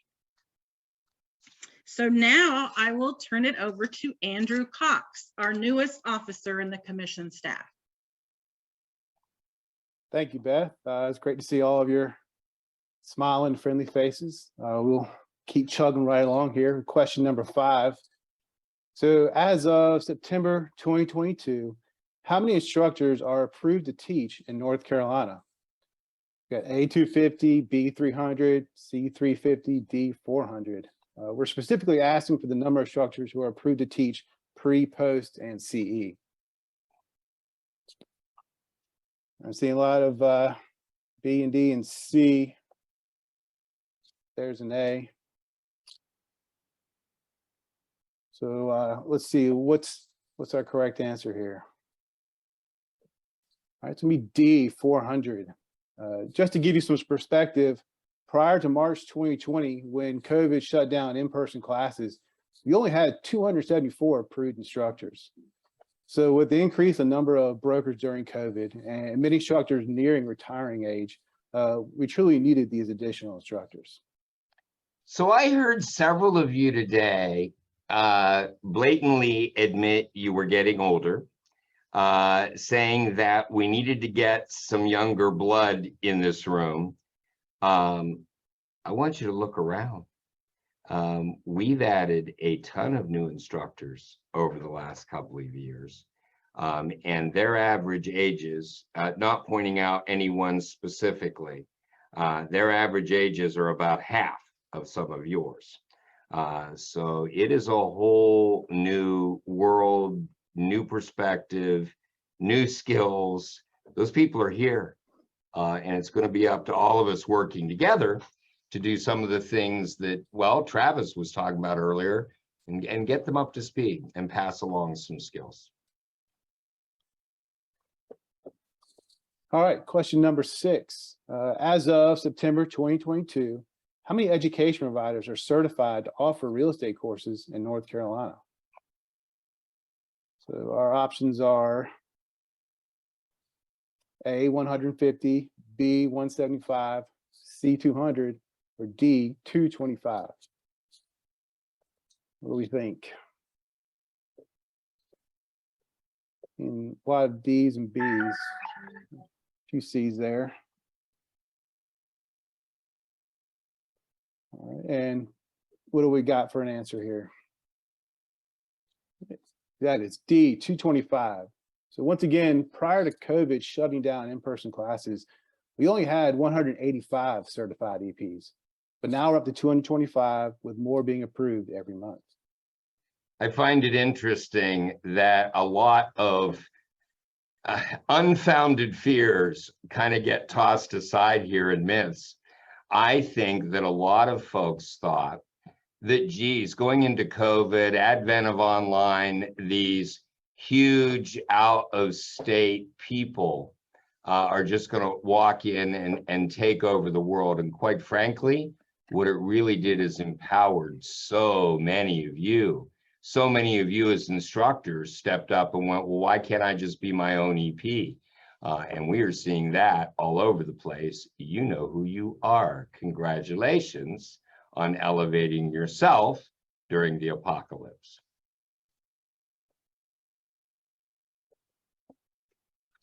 All right, question number 7. By which date must all approved instructors renew their instructor approval?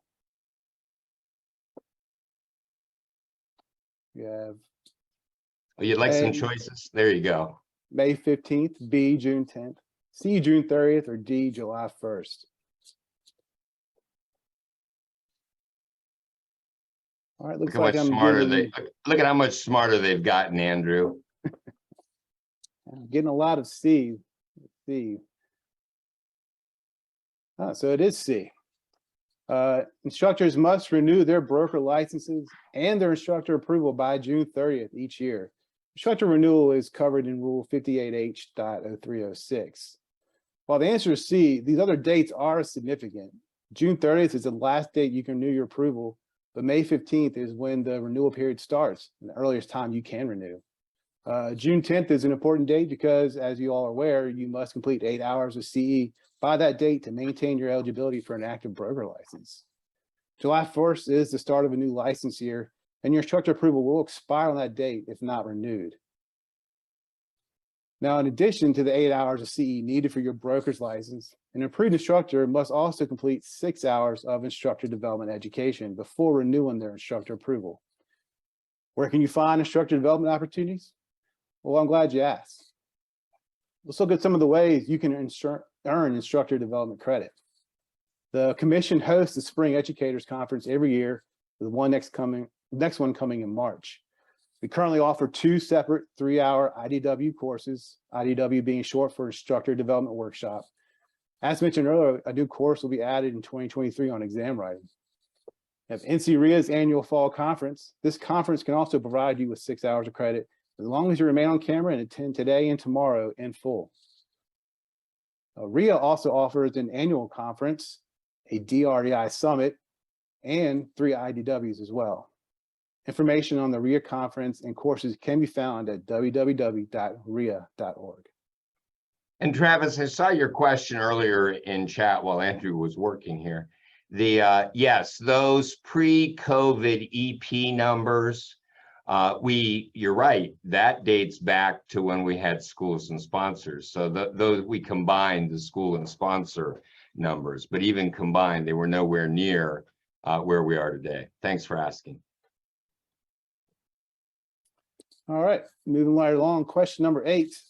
How many instructors failed to renew by June 30th, 2022 and have until December 31st, 2022 to reinstate their instructor approval? The options are A, none, B, 25, C, 45, or D, 85.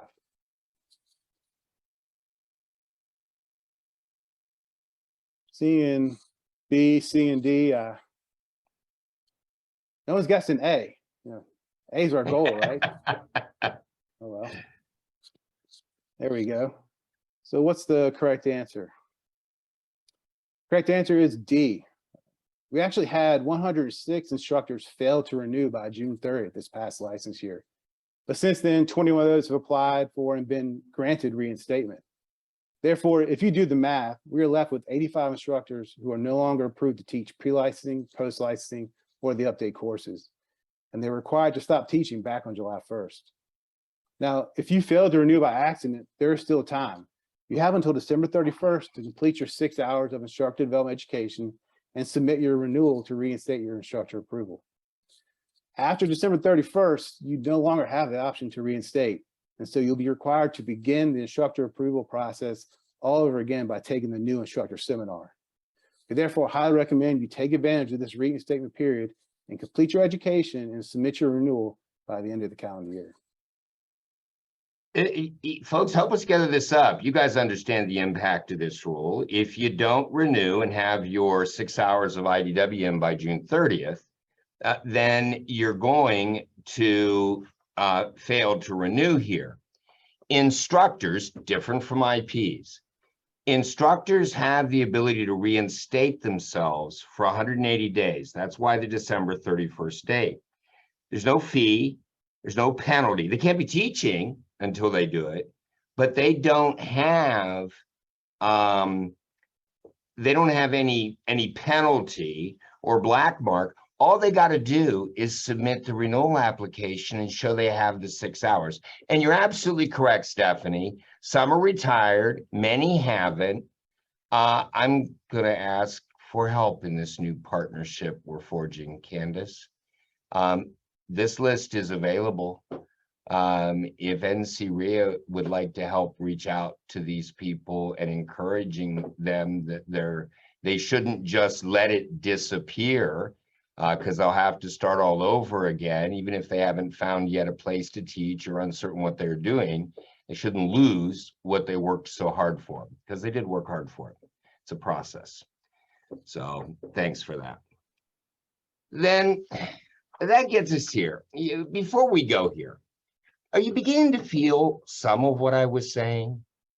We have more students to teach. We have a whole bunch of new instructors joining us. We have younger instructors coming in to join us. We're now able to teach across all these different modalities and different delivery methods because of COVID. You're no longer bound by the geographic limitations of how far do I have to drive to your class. You're not fooling me. Some of you are doing much better due to COVID than you were before COVID, revenue and student-wise. You've cut school expenses. There's a heck of a lot of positive here. But I have another question for you. What I'm going to now call mid-COVID, that was July of 2021. There were 71 instructors who were, I'm going to say, in danger or at risk. They'd already had a full year of being below 40%. You need 2 consecutive years below 40%. I want to know, in the last stretch, that they had to either figure out they're trying to teach the wrong thing, they're not supervising what they're teaching enough, or they need to get better at teaching. Of those 71 instructors that were in danger over a year ago, what percentage of them were able to correct the issues and avoid consequences?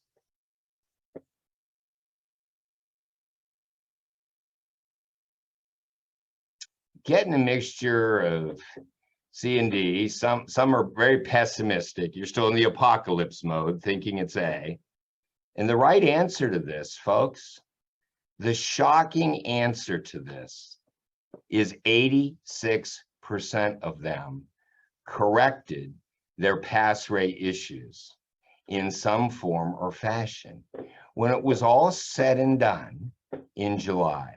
There were only 10 instructors out of a total of, well, you now know, 400 approved instructors who were limited from pre and post. And I am, quite frankly, incredibly impressed with the ones that were. And I'm incredibly impressed for some things you already heard in other people's presentations. The ones that were serious and wanted to teach, they didn't just go sit on a park bench. They've been sitting in on your classes. They've been asking you for help. They've been coming to the NCREA website to see what Betsy Coyne has to say about teaching on Zoom, to learn new things. They came to the spring conference and heard us talk about this is what you need to focus on. Many of them took both of the IDWs and they didn't need to. They had enough hours. They were just trying to soak up and get from all of you everything that they could. So how about number 10? For the 2021-2022 license year, which delivery method of instruction resulted in the highest exam pass rate? There's 4 ways you can deliver pre today. There they are. Which one had the highest?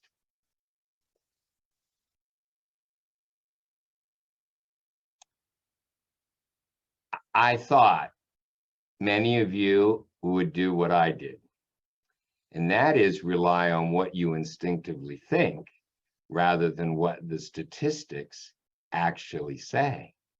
Because I think a whole bunch of us ran around saying, well, the reason pass rates are down was because of Zoom. Well, it's because of COVID. Well, it's because of something else. Here's the reality of the numbers we now know. Now, I will be forthcoming with you and tell you, when we look at blended numbers a little bit later on, I'm not sure we have a large enough sampling to really want to bank on that.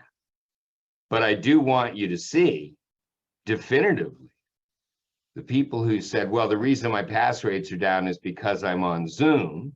Well, actually, Zoom's got a higher pass rate than in person. Thanks to all of you for making that work. I credit NCREA for the work they did with Betsy Coyne and you guys working together to figure that out. People who said, well, you'll never get distance courses above 40%. That turns out to statistically not be supported. You can get there. It just takes work and maybe a different way of delivering the material. Those are the hard statistics. We also gather you'll get some more insight when we look at the performance reports. We also gather statistics from CE classes, from surveys for the students. Blended is defined as any combination of the two. So any kind of hybrid, Jim, to answer your question. And Brian says, contributing factor is that our students are getting younger and more accustomed to taking online courses. Yeah, and how many of you learned in very short order, I'm gonna have to change the way I teach, that what works in one delivery mode may not work with another? How many of you have learned that? And so I think you guys are making the adaptations necessary, but at the moment, based on the numbers, you're winning the game. We keep numbers from CE, we get them from CE surveys. So I'm gonna give this back to the indomitable Ms. Kizzy. You want to work us through question 11, Kiz? All right, thank you, Len. Yes, questions 11, 12, and 13 are derived from the CE survey that is sent by the commission between July 2021 and June 2022 of students who have completed CE from the education providers that reported their successful completion. In regards to the question in chat about blended instruction, Rule 58H 101 defines blended instruction as any combination of distance education, synchronous distance learning, and in-person methods of instruction.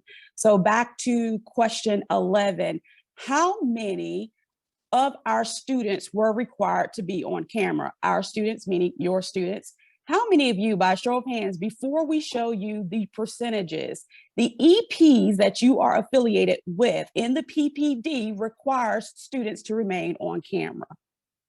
By show of hands, gives me a thumbs up. Okay, Jim, Patricia, Aisha, thank you. Thank you, Jim and Leslie. Thank you, Miss Cindy. I appreciate that. All right, let's look at our multiple choice options. Thank you, Julie Lynn and Cheryl and Vanessa.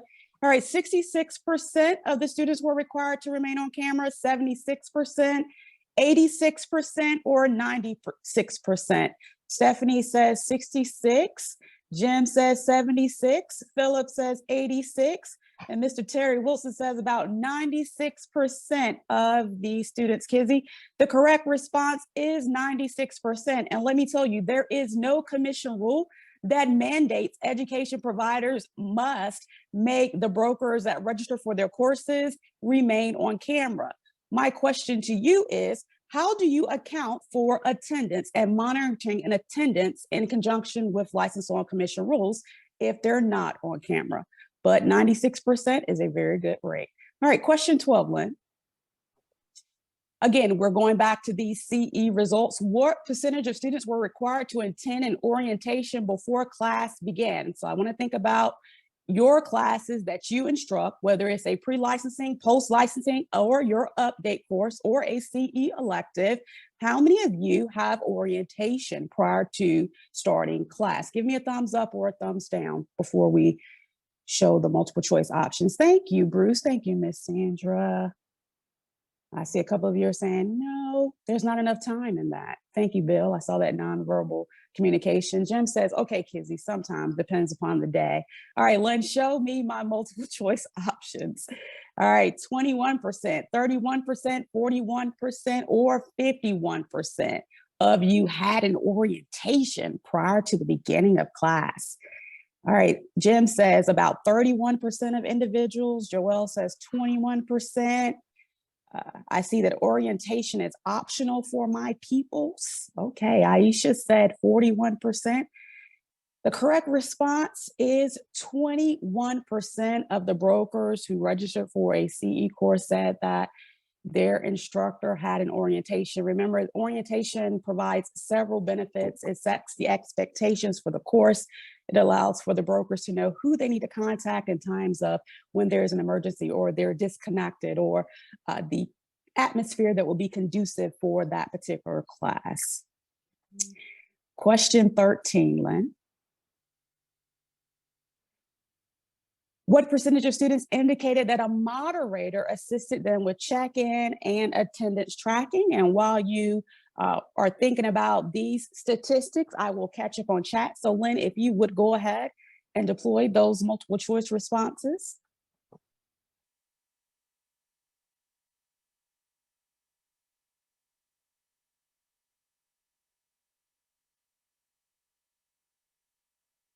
All right, thank you, Travis, for your comment. Yes, as EPs and instructors, we have to be conducive and compassionate to those students who have other things that are going on.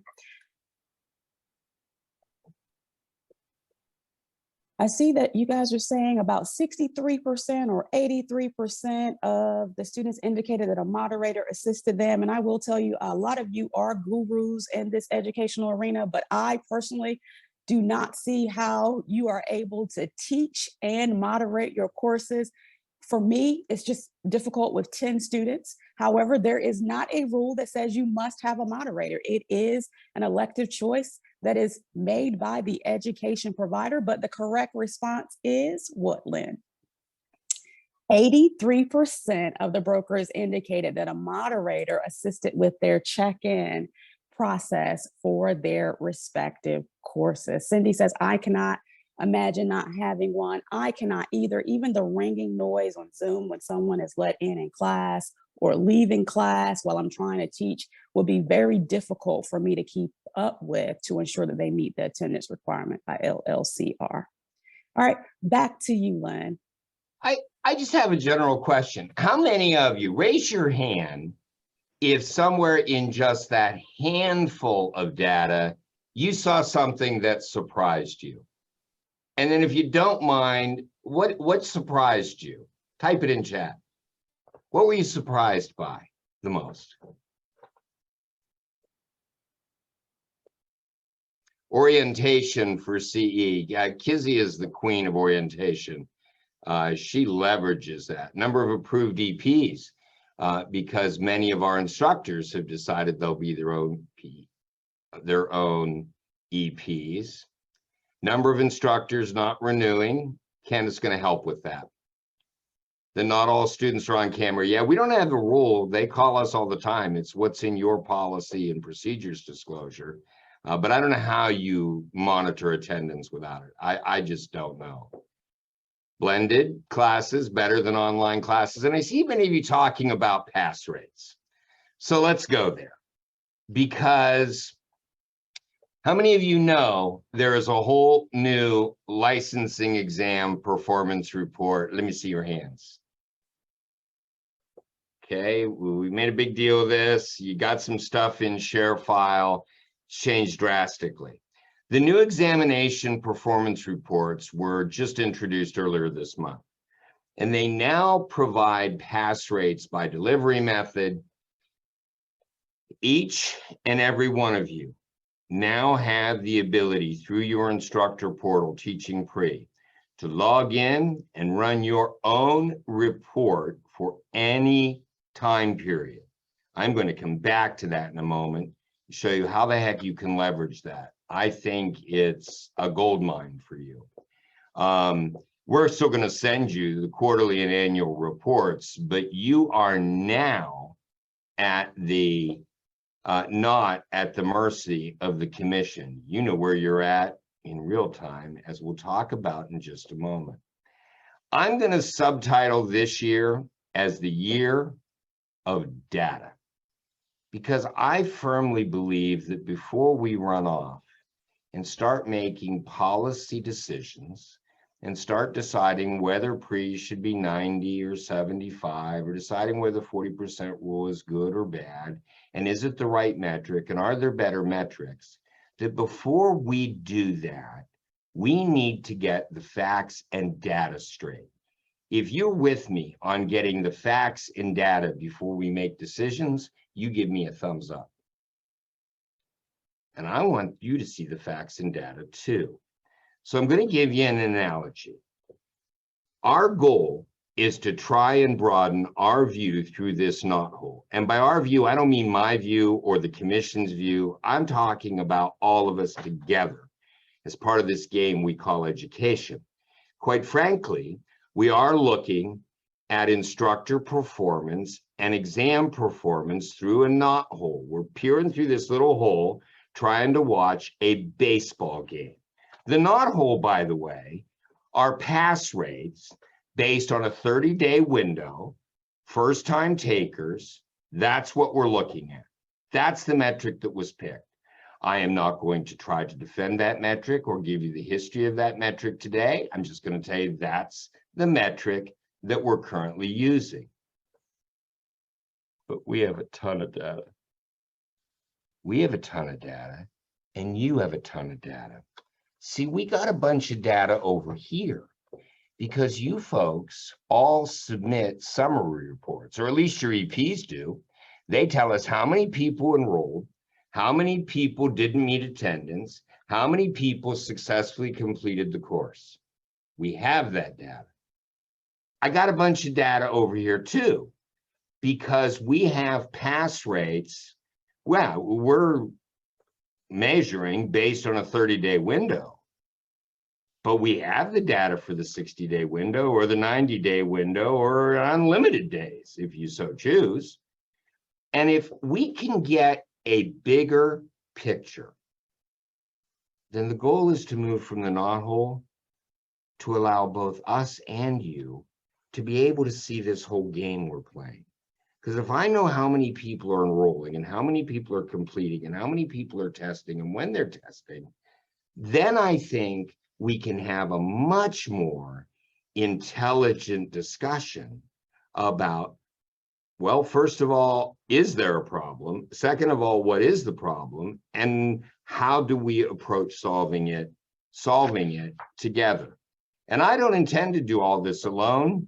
I don't even intend to do this with the help of Beth and Andrew and Kizzy and Deb. Your North Carolina Real Estate Commission insists that you be involved. And so the Education Subcommittee decided to create the Education Advisory Task Force.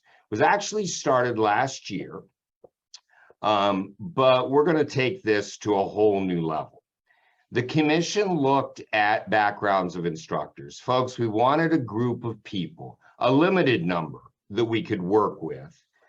Some who were brand new, who have very little experience. Some who have lots of experience. Some who teach pre, some who teach CE. Some who are in this part of the state, some were in that part of the state.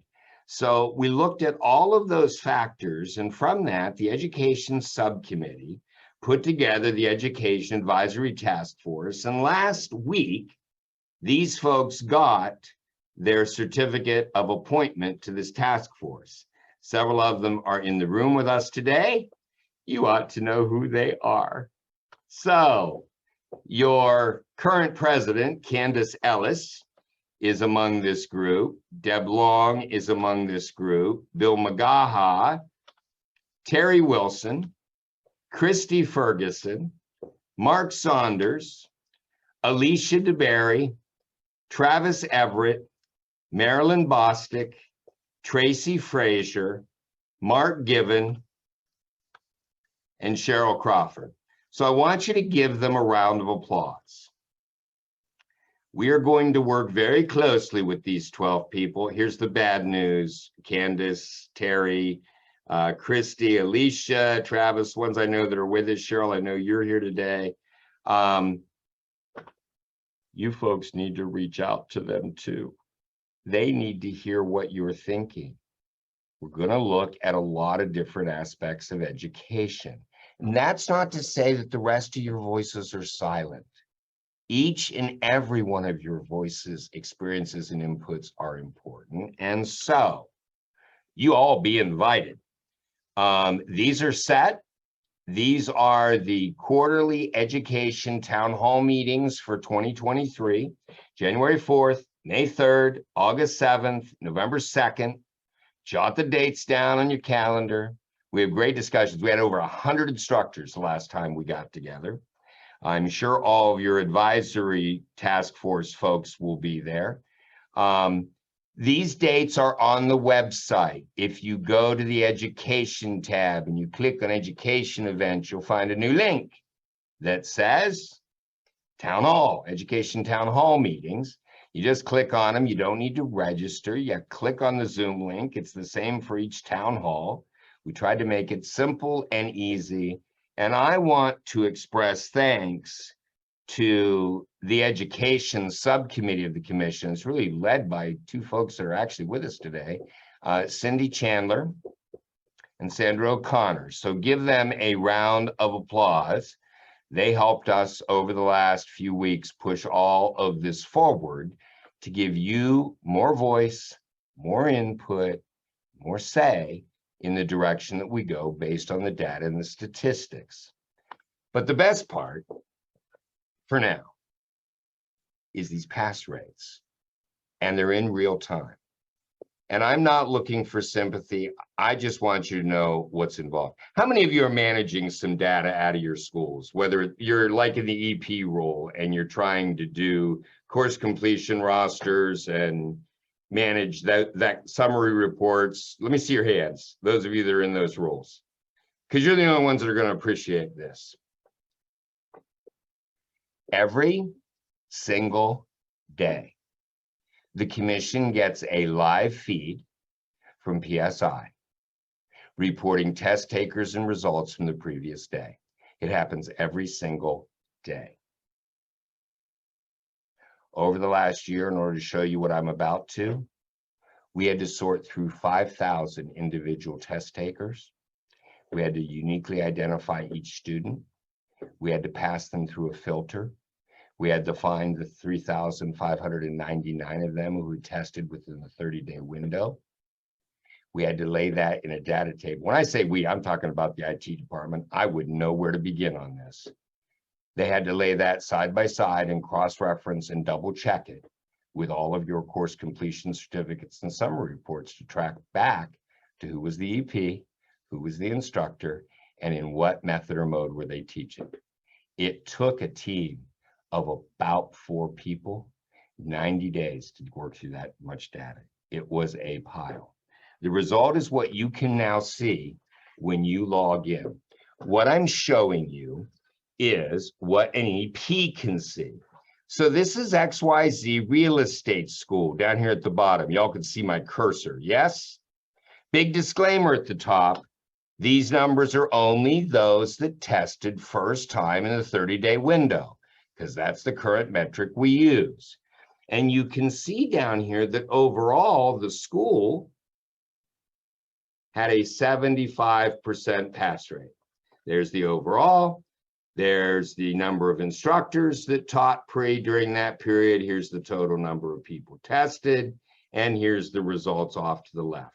And you can see the overall, or you can break it down for in-person and synchronous and blended and distance. No blended or distance classes taught by this provider in this window. The individual instructors that are affiliated, we can break them down to their overall pass rates and what type of classes were they teaching. The John Doe up here, you'll see, is apparently only teaching in synchronous. Jane Smith, on the other hand, is teaching both in person and synchronous. Oh, look, 80% pass rate in Zoom, that's synchronous, 66% when live. So much for all of our arguments that we'll never be able to teach them like we could when they were live.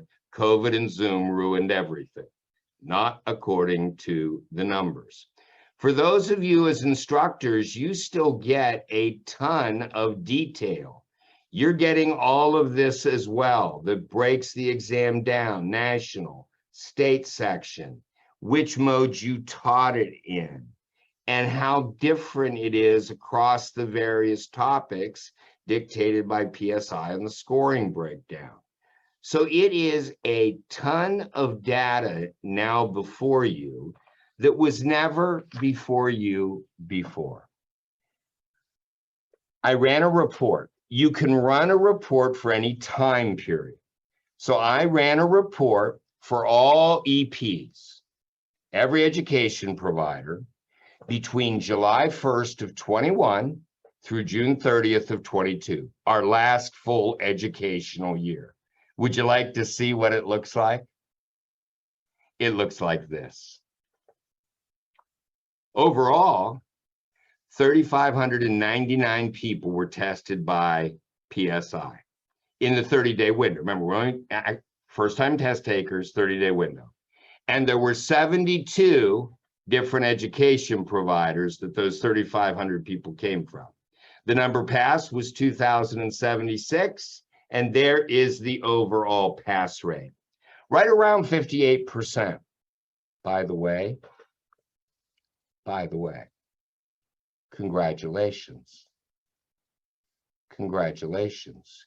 Do you remember that period of time when 86% of the students were getting better at what they did to avoid the 40% rule?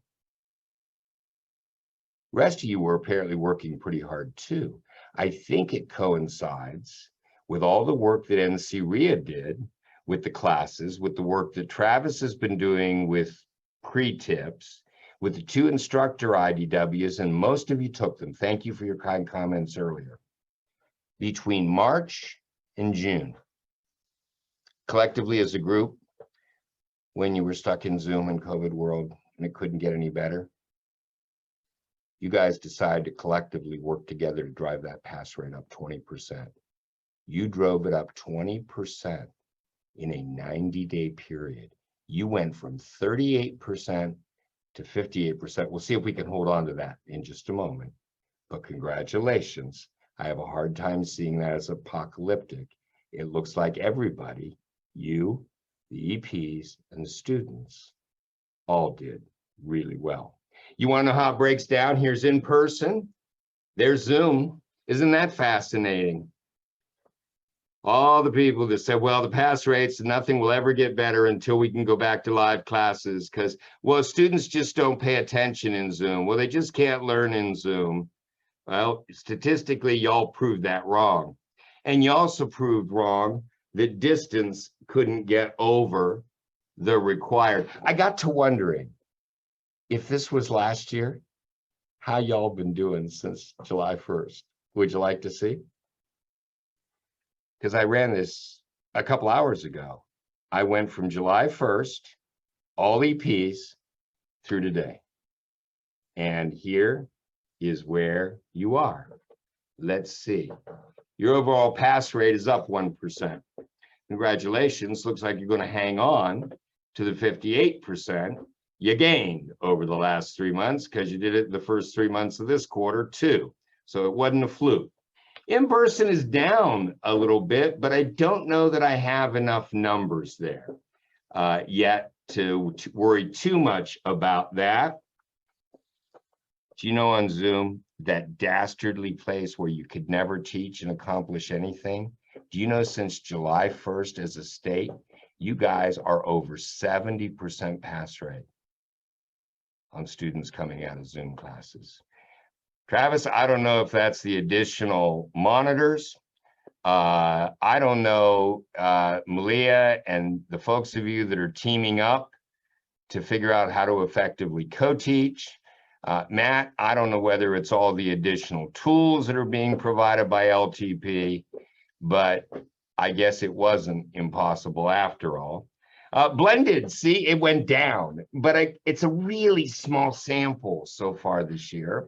So I don't think I'm going to worry too much about those small numbers. And distance. Oh, look, you drove it up 8% more, proving you really could teach in that fashion if we paid attention and fixed syllabi and fixed assessments. And I'm with you, Colin. I am so with you that we're only looking at the students that pass. So now you want to know too, don't you? What's the bigger knot hole look like if we could see the whole game? I have that data. I just don't have it in a meaningful way I can share it with you yet. But I promise it's all coming. The power of the application is in your hands. I can't give you any more. Folks, this is real-time data. I'm going to go back to when I taught. Let's say I was starting a new pre-licensing course in January, and I decided to switch textbooks, change up my end of course exam, and try and do more engagement. And I had to teach that way in January, February, March, and then sometime in April, Deb would send me a quarterly report and I could see how I did. I wouldn't see another one until July. Today, you can see it tomorrow. Think about it. If you finish a course, play along with me here. Let's say you start a course January 1st and you've made some changes, or you think you've improved things, and that course finishes on January 30th. That's the day of their examination, and you certified the completion people, turned in your rosters. That's the completion date. How long are we going to count people that test? This is not a trick question. How long are we going to count?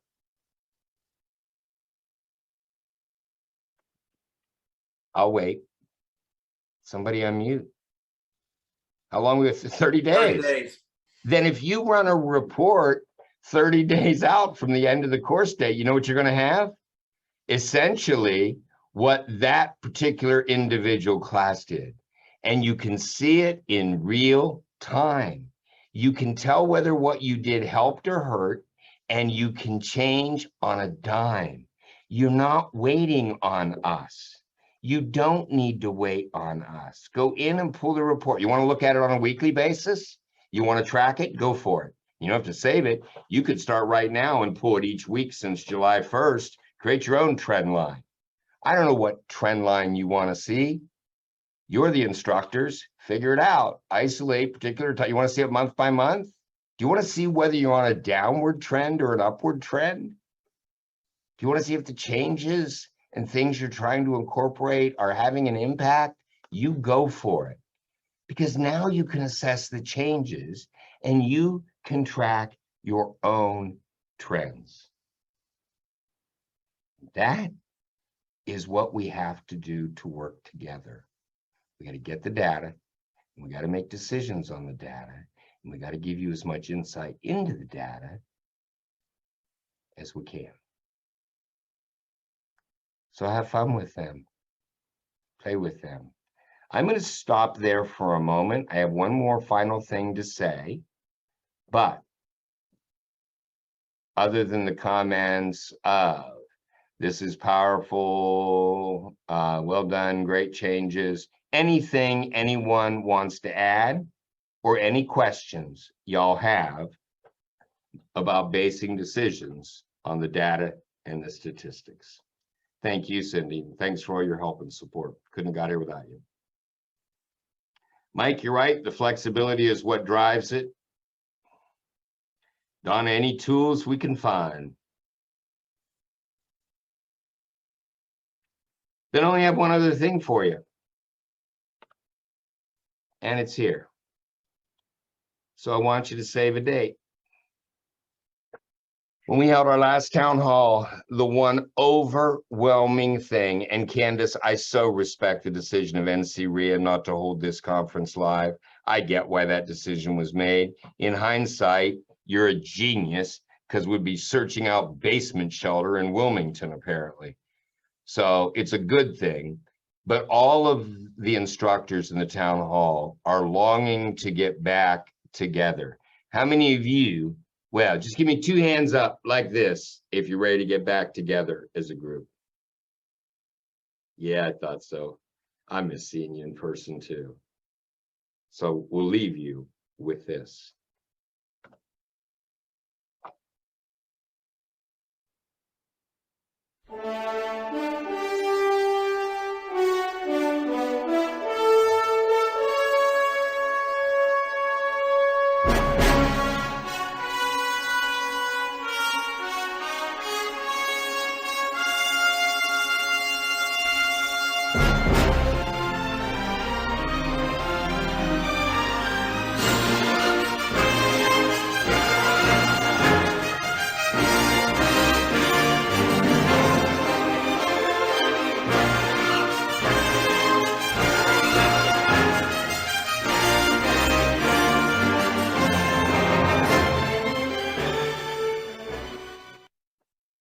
Thanks for asking us to be a part of this March 21st live. See you all there. One day only, Mr. Pate. One day only, all of us together. That's the first day of Women's History Month. 300 to 350 there, I imagine. And I look forward to seeing each and every one of you. All right. Thank you so much, the entire NCREC staff. And of course, Lynn, thank you, thank you, thank you. That was some great information. And I know your bladders are about to burst. So I have 4:06. I will see you at 4:16. Go. My DJ brother would be very upset at that abrupt ending of that song, but it is time. I agree. I agree. You never I concur. You got to let that one play out. Okay, we're back. insult to the artist. Well, I mean, but we're short on time. And I do I want to say get just let everybody sing it themselves out loud. Everybody unmute all at the same time. No. I don't want to hear that. I don't want to hear now that. that might be the insult that there is no, to answer somebody's question, there is no plan if you lose power, unfortunately. So welcome. We'll just have to plan for another IDW if need be or something like that. Bring somebody in, but we don't really have a backup plan. I say I kept you all from a hurricane. Isn't it enough?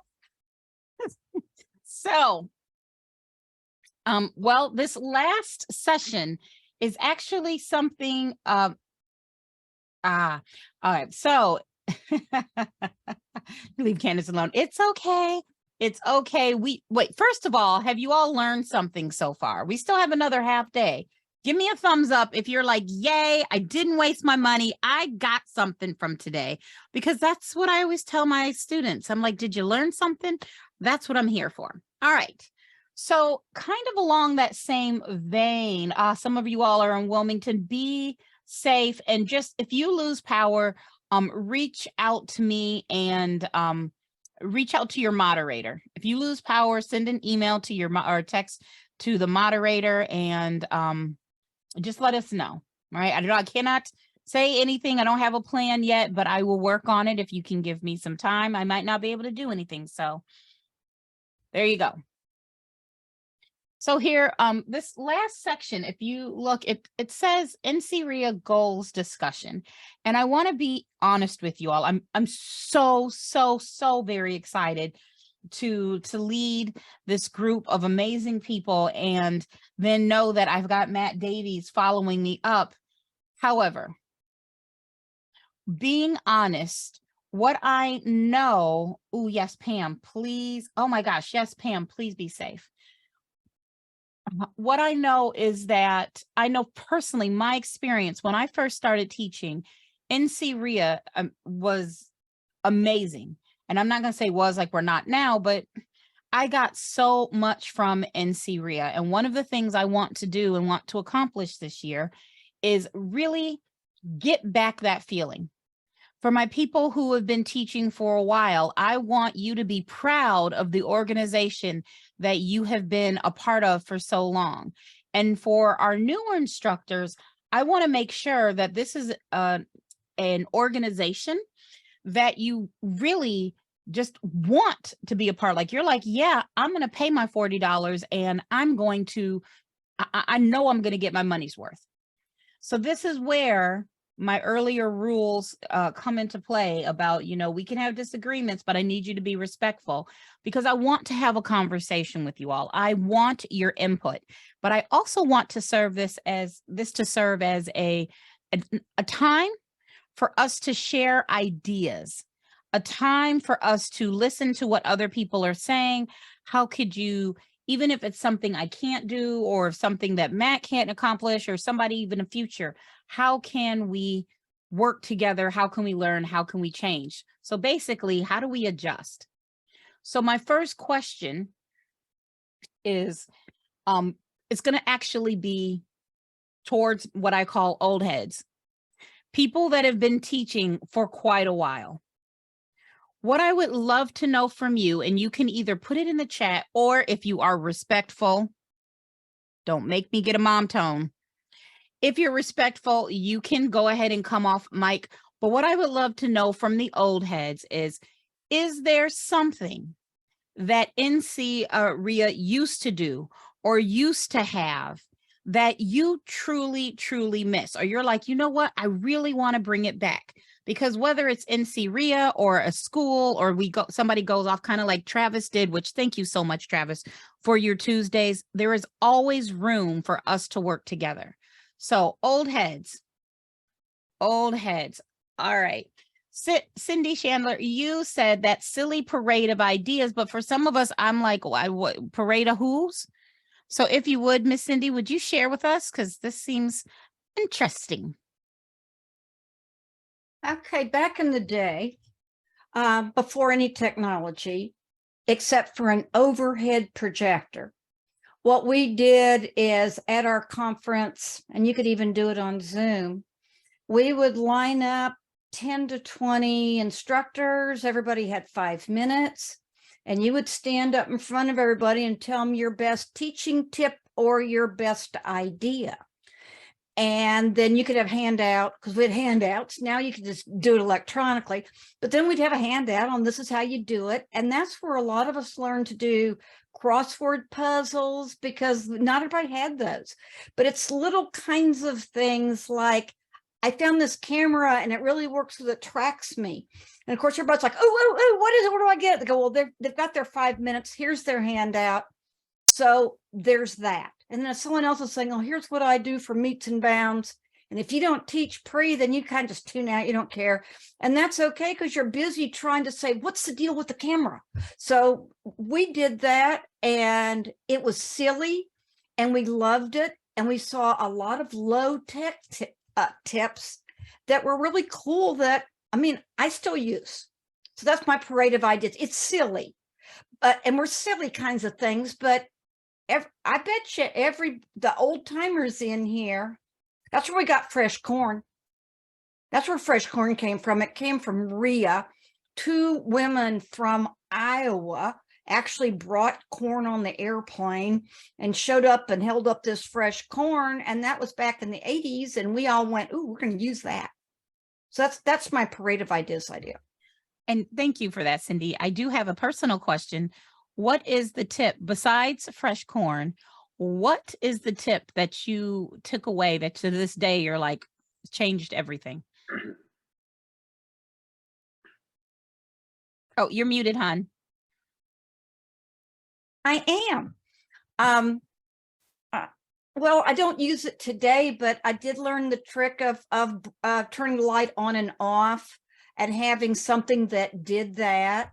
The one I picked up from a recent one at RIA was a little finger mouse that fits on your, like a big ring finger, that you could do the mouse from there instead of lugging around, you know, your big old pointer.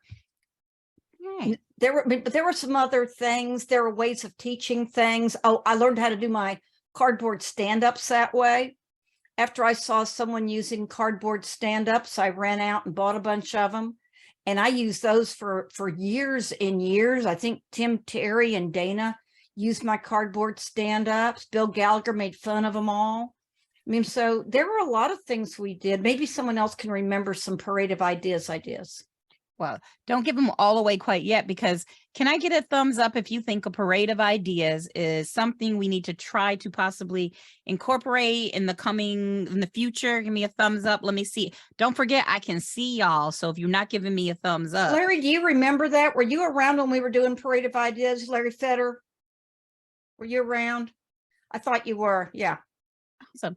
Well, thank you so much, Cindy. I really appreciate it. And I'm going back because somebody else said something. It was Stephanie. You said sessions just for EPs.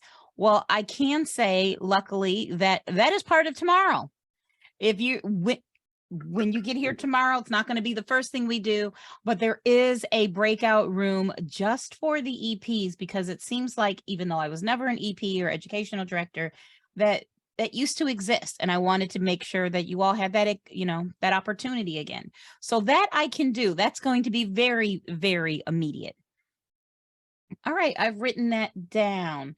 What else? Anything else from our old heads? And I'm glad that was one that NC RIA used to have or did that really just changed things for you. Well, before I even say that, how many people just picked up something from that 5 minutes and what was in the chat? Yeah. I mean, good gosh. All right. So any other old heads? Give me something. Candace, Yes. this is Bill. Hey, Bill. We did in the past some skits, prepared skits. And one of the skits that I remember was that Cindy was like the school director, the regulator. I was the instructor. And we got a list of complaints from Pam Rory of what the instructor complaints were.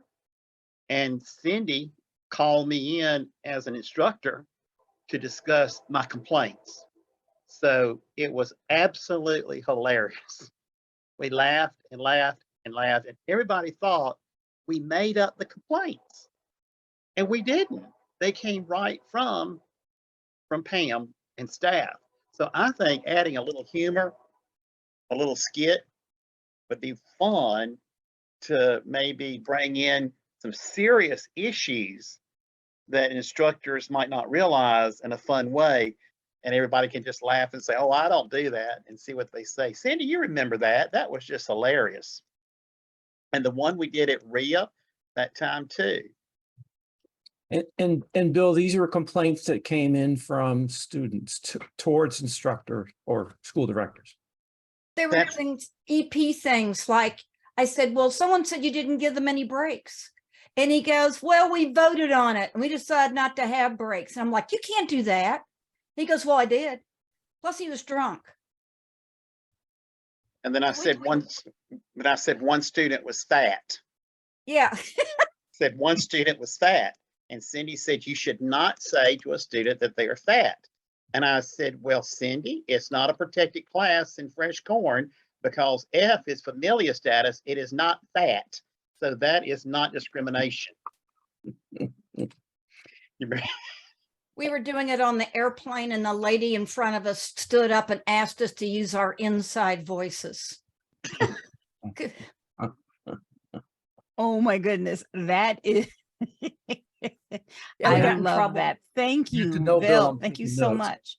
much. The Any best other- part of that, Candace, if I can Of say course. something, Yes, Jerry. is that I still today, well, I laughed my head off the whole time. It was hard for me to, but I retained it. And I still remember today, those things they were trying to get across to us. And every once in a while, I may find myself, I never called anybody fat, but I may find myself slipping into one of those things and saying, oh, I can't do that because Bill and Cindy told me I can't do that. So yeah, no, it's a great way for us to share with each other the things we should be doing, Thank you for that, Jerry. Before I move on to my next question, any other old heads have something that existed before that you would really love to see implemented again? And I say old heads with just a lot of love. I just No, want to because say I'm that not an old head, but I would just say there has to be a filtering system. We might want to be comedic, or we might, I'd call it, a former law partner of mine had what I call diarrhea of the mouth. What came into his mind came out of his mouth, and oh gosh, that's not good. And so just be careful what we say. and I was just going to add as well, Candace, that although I'm not an old head, one thing that has come up, and we weren't able to get it done, unfortunately, this year, but I know is a more formal mentoring program between us old heads and newer instructors. I think a lot of folks I think you'd get a lot of volunteers for that. And I know a lot of newer instructors would benefit from that. Okay. Thank you for that. Thank you. Oh, and Brian, you said the test bank questions. You used to have one with over 500 questions. It is a massive undertaking, but very helpful. And I do love that idea. I don't want to take away from, of course, Learn, Test, Pass or any other source, but maybe it could be something like a test writing group where, like, if, hey, we're writing our own questions, even if it's your own, and you can have somebody look at it. So I like that. I think we could definitely look at that. Now, along those same lines, and if you are a newer teacher, I'm not ignoring you, I promise. I know it is very easy for us to say, oh, the new instructors need this, the new instructors need that. But I'm saying this again, lovingly, to my old heads and to commission staff, former or current. What is it that you, as experienced instructors, need? I'm not saying everybody doesn't need everything, but what is it? Because I don't want to just be the group that only helps people who are just starting. How could we help those of you all? Like, what's the next thing that you all need? How do I make sure that you're getting your value too?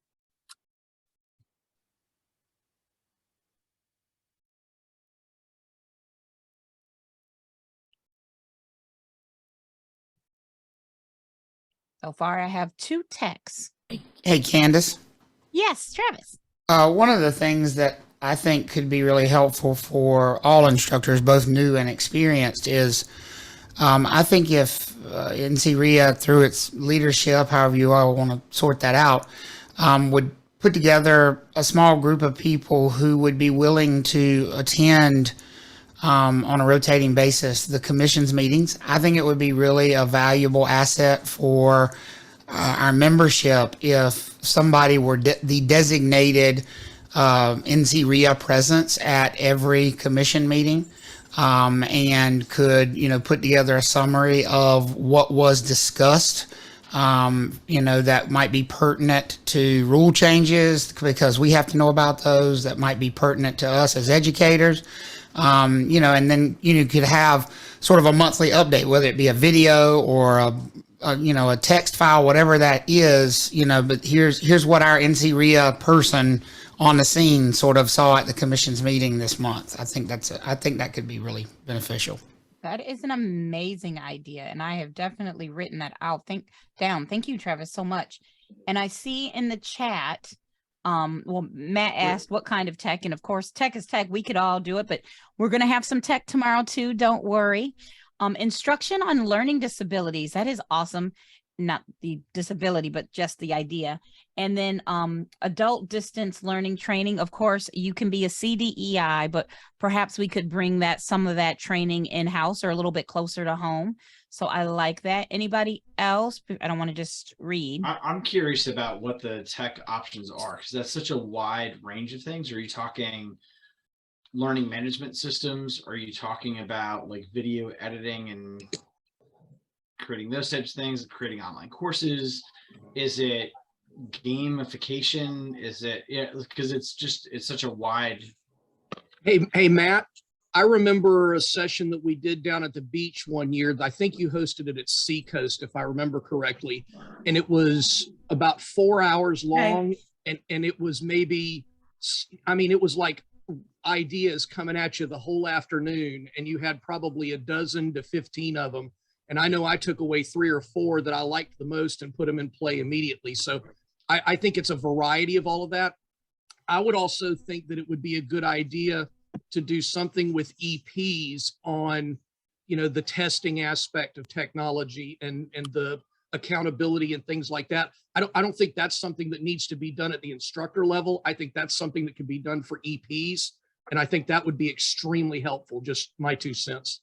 In the days before COVID, what you guys are referring to, you remember that one afternoon with Matt and I, but there were about 3 or 4 years in a row, we did Tech Day the afternoon before the conference, and then we went to happy hour, and a lot of people attended that. And over the years, we gathered topics from all of you.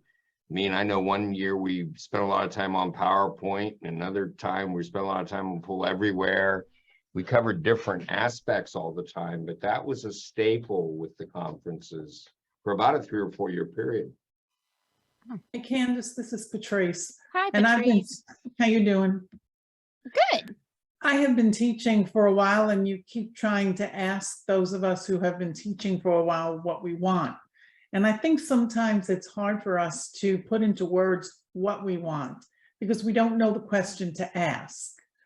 So I think maybe if we audited and we saw with our eyes things that other instructors were doing, it might give us the idea of what we're not doing that might help us, that we might enjoy incorporating in our teaching. So what I'm hearing you say, if I'm understanding correctly, is this idea that you don't know what you don't know that you need. And so even if we maybe merge that in with the parade of ideas, you have to see something. You don't know that, oh, we have this capability. So is that what you're kind of saying? Yes. Yeah, I sit with a lot of younger people and I pick up their ideas. So that's where I get my ideas. And if you're asking me, I can throw some things out, but I know them. Other people who maybe are just not surrounding themselves with younger instructors right now aren't getting the new ideas. Okay. Aren't sitting in on Betsy's classes. You know, they don't know what really is out there.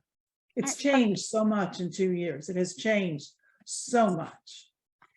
I love and that. I think Thank some you. of the tech doesn't have to be fancy either. I think one of the most effective things we've been doing recently is WordWall, and it's like drag and drop. But it makes them think, and you can actually see students making mistakes real time. But the challenge is many of us assume what our students know or don't know. Like, why are they getting this wrong or whatever else? But when you can dig down into the data and actually see like them making the mistakes, then create a game and watch them make the mistake live and then correct them in class, it's kind of cool. All right. I love it. Yeah. Okay. Chris, Candace, wait, hold this that thought 1 second, Dennis. I do see you hold that thought, but Chris had his hand up for a while and I did not acknowledge him. So I'm going to do Chris, then Bernard, and then you, Dennis. I promise. Okay, thank you. I think they kind of got around to what I was going to say anyway, but at our office, we did a 6-hour tech day, which was amazing. We walked away from it and not a single person used anything that was in the class. But they came back and said, we don't need 6 great ideas. We need one that's played out from start to finish, including when it's applicable. And I know that would be tedious for some of our strong tech people to do, but one topic, one time, start to finish, show them how it's relevant and practical. And I think it's overwhelming for a lot of people to take the tech classes to look at multiple things at a time. Good point. Thank you. Thank you so much, Chris. Bernard, you have been very patient. Thank you, sir. Thanks. I always like to talk when I'm on Zoom, so I just want to put my 2 cents in. I am a recent instructor. Matter of fact, I'm not even working right now as an instructor, just still doing real estate. But I think the thing that would help me, especially where we are at as a community, is just once a month, just to be able to get together for 30 minutes and just see how everyone is. I think the biggest thing that we face right now with what we've gone through with COVID is that there's a disconnect. We don't see each other as much. I've been in a few of the classes of some of the instructors here, and so I know a few people, but I don't know many of you. And I'm just joined. I don't know the membership. And so it'd be great to be on that inside track when you guys are doing the jokes and doing the other things, because you know each other. And what I'm saying is, I'm not talking about it being a formal thing that you have to come to, it's mandatory, but maybe a Sunday evening once a month, we just check in on Zoom for 45 minutes, see how everyone is doing. And if there is a concern that we have, if we are trying to put a committee together and now we have 15 people, because all 130 aren't going to come, but if 15 came, that would be very successful. It's something we did in our family. And what we found was we weren't visiting each other. And so the great excuse was, well, everyone's far away. Then COVID came and it says, well, we have to do something. So we started doing the Zoom, and that just went great because people spoke up and we were able to help one another. So that would help me as a new instructor. And then it would help me to see who has a need and maybe where I might be able to fit in. Oh, I love that, Bernard. Thank you so much. And you're absolutely right. I don't, it's exactly what my family did too. And it's been amazing. So just building the relationship, not just in person, but building our relationships online. I love that idea. Thank you, Bernard. And now Dennis. Okay. Thank you for your patience. Actually, Chris, you kind of took the words right out of my mouth here. I remember when we used to have tech days, and I think those were fantastic. They're half a day, maybe a little more than a half a day, but I think what Chris just said, maybe have a tech day with just 1 or 2 items, not 3 or 4, but maybe just 1 or 2 items that we could go from A to Z, like pull everywhere. Maybe in another hot item, just have somebody physically go up there and, you know, put it in from A to Z. Here's how you do it. Here's how you set it up. So we could focus maybe 2 hours on one item and 2 hours on the other. I think that would be a huge successfully. Thank you. Thank you for that, Dennis. And I just want to say, I see your comment, Joanne. I will forever and ever and ever, this is a personal thank you, and I know I've said it before, if it was not for you showing me how you taught steps when it came to measuring the house, I think my students would still be confused. So thank you. Just to thank you. I saw you there and I just wanted to say that. And so a formal meeting, even an informal meeting, even if it was just to share ideas, maybe like we were talking about the parade of ideas, I think it's great because that was life changing. That was the parade of ideas because it was a simple piece of cardboard, you know, and it made, don't tell me you have it. What, who just pulled it out right here? Yes, it worked, you know, and I'm sure I learned it from a parade of ideas, but that just simple stuff and doesn't have to be formal, and we just aren't able to share that anymore. But you know, I'm one of the elders here for sure. So we have great ideas that aren't Zoom, but yet we always had our 3 or 4 hour technology days before we started our conferences, and they were excellent. So I would like to see them again. Thank you, Joanne, again, personally and for the group. And I see you all in the chat, the NC RIA, Zoom, and Wine. I see y'all. So Deb, you have also been very patient. Thank you. Hi, guys. We'll see if the voice holds. 2 things. I saw a lot of you in chat volunteer to have other people come audit your class. I think we cannot stress enough how watching another instructor present an informational topic helps. Sometimes in a good way and sometimes in a bad way, but at least we all benefit from it. So if you're willing to let someone come and sit in your class, then I suggest there be somewhere on the website where you make that contact information available going, I'm willing. And I would say the caveat is if you audit my class, I want feedback from you. And it doesn't need to be all smoke. It needs to be, you did this great. I really love that. I'm going to borrow it. And you do realize that you contradicted yourself 3 times and you might want to fix that. That's how we help each other and that's the whole purpose that commission's doing with audits, to just give real-time feedback. And we'd rather y'all do it amongst yourselves, to be honest with you. The other thing I would suggest is, if you'll remember from our numbers, we have 400 approved instructors.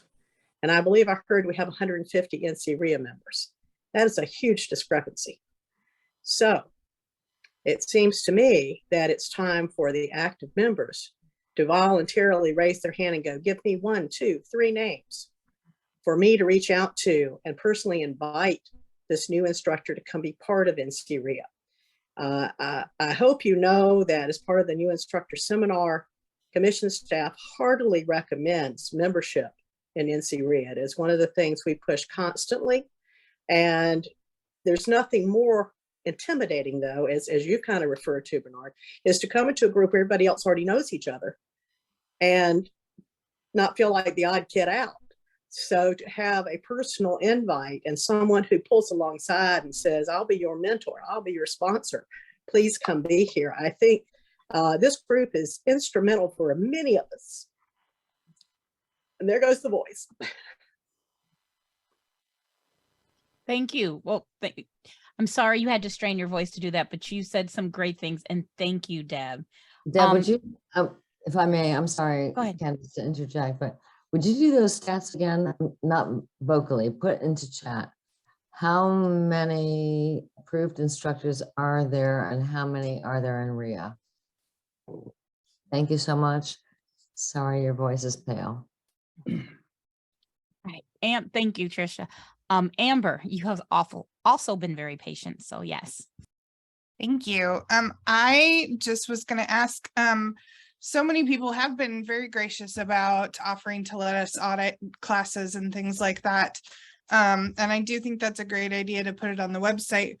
Would you also put it in the private Facebook group? And along the idea of the Parade of Ideas, you just brought up something that you learned from somebody that you still use. And I have no idea what it is. You referenced it, but I don't know what it is. So what I would like to ask is, if all of you guys have something that you got from that Parade of Ideas, can you put that in the Facebook group so that we newer instructors can learn from you guys that have been around for a little longer? And that makes me thank you first. And it makes me think it'd be cute to do a little video, like just a little 2-minute video that was on the YouTube page or on the NCREA page. So thank you, Amber. I like that. I'm gonna. And to supplement Amber, but as the older generation, if there's some other means of communicating that information other than Facebook, for those of us who don't belong, that'd be fabulous. So TikTok is what I hear you saying, Patricia. Tricia, Yeah, forget that one too, honey. Forget social media. Trish, I also put it on my MySpace page, if that helps you. No, that does not help at all. Y'all know Tricia still knows what AOL is. That's all she can know is AOL. No, I don't use AOL. I use bellsouth.net. That's and amateurs youngins online. never know what Bell South is. Tom, I'm sorry. I heard your voice. I'm trained to hear your voice, Tom. That's AOL stands for Amateurs Online. And that's why I love you. All right. Well, first of all, thank you. This has been amazing. And I know that some of us were able to pick up some ideas just right now.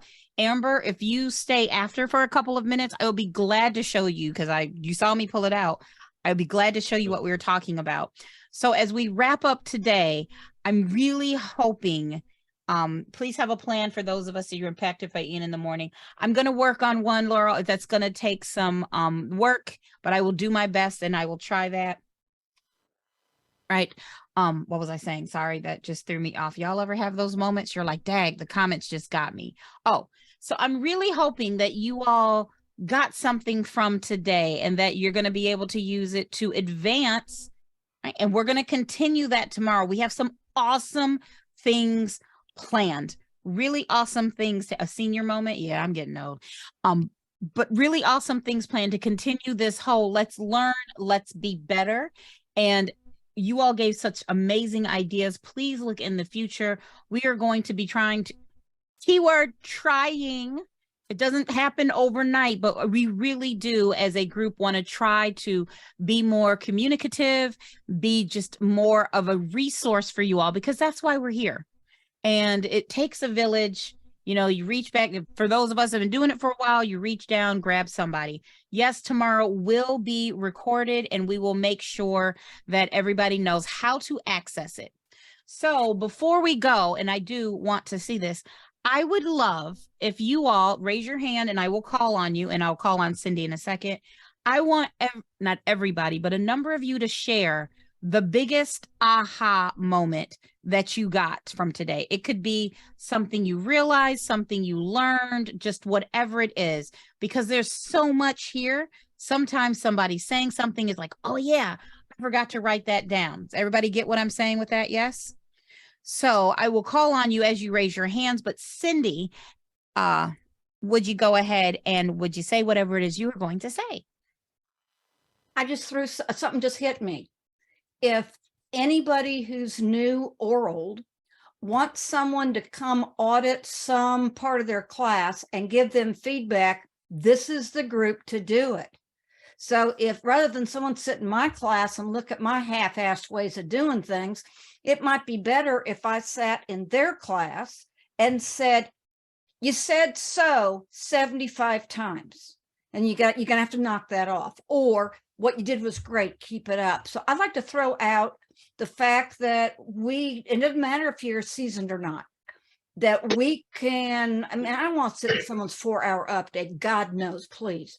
But if somebody says, hey, can you come sit in my class for about, 45 minutes? We can do that for each other. I've done it for others. And I've had people sit in my class and I make them give me feedback. That's what you got to do.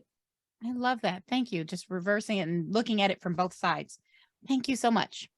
All right, Miss Nancy, one of my favorite people. What did you want to share? I, as usual, feel like that I've been drinking from the fire hydrant. I mean, it's just unreal.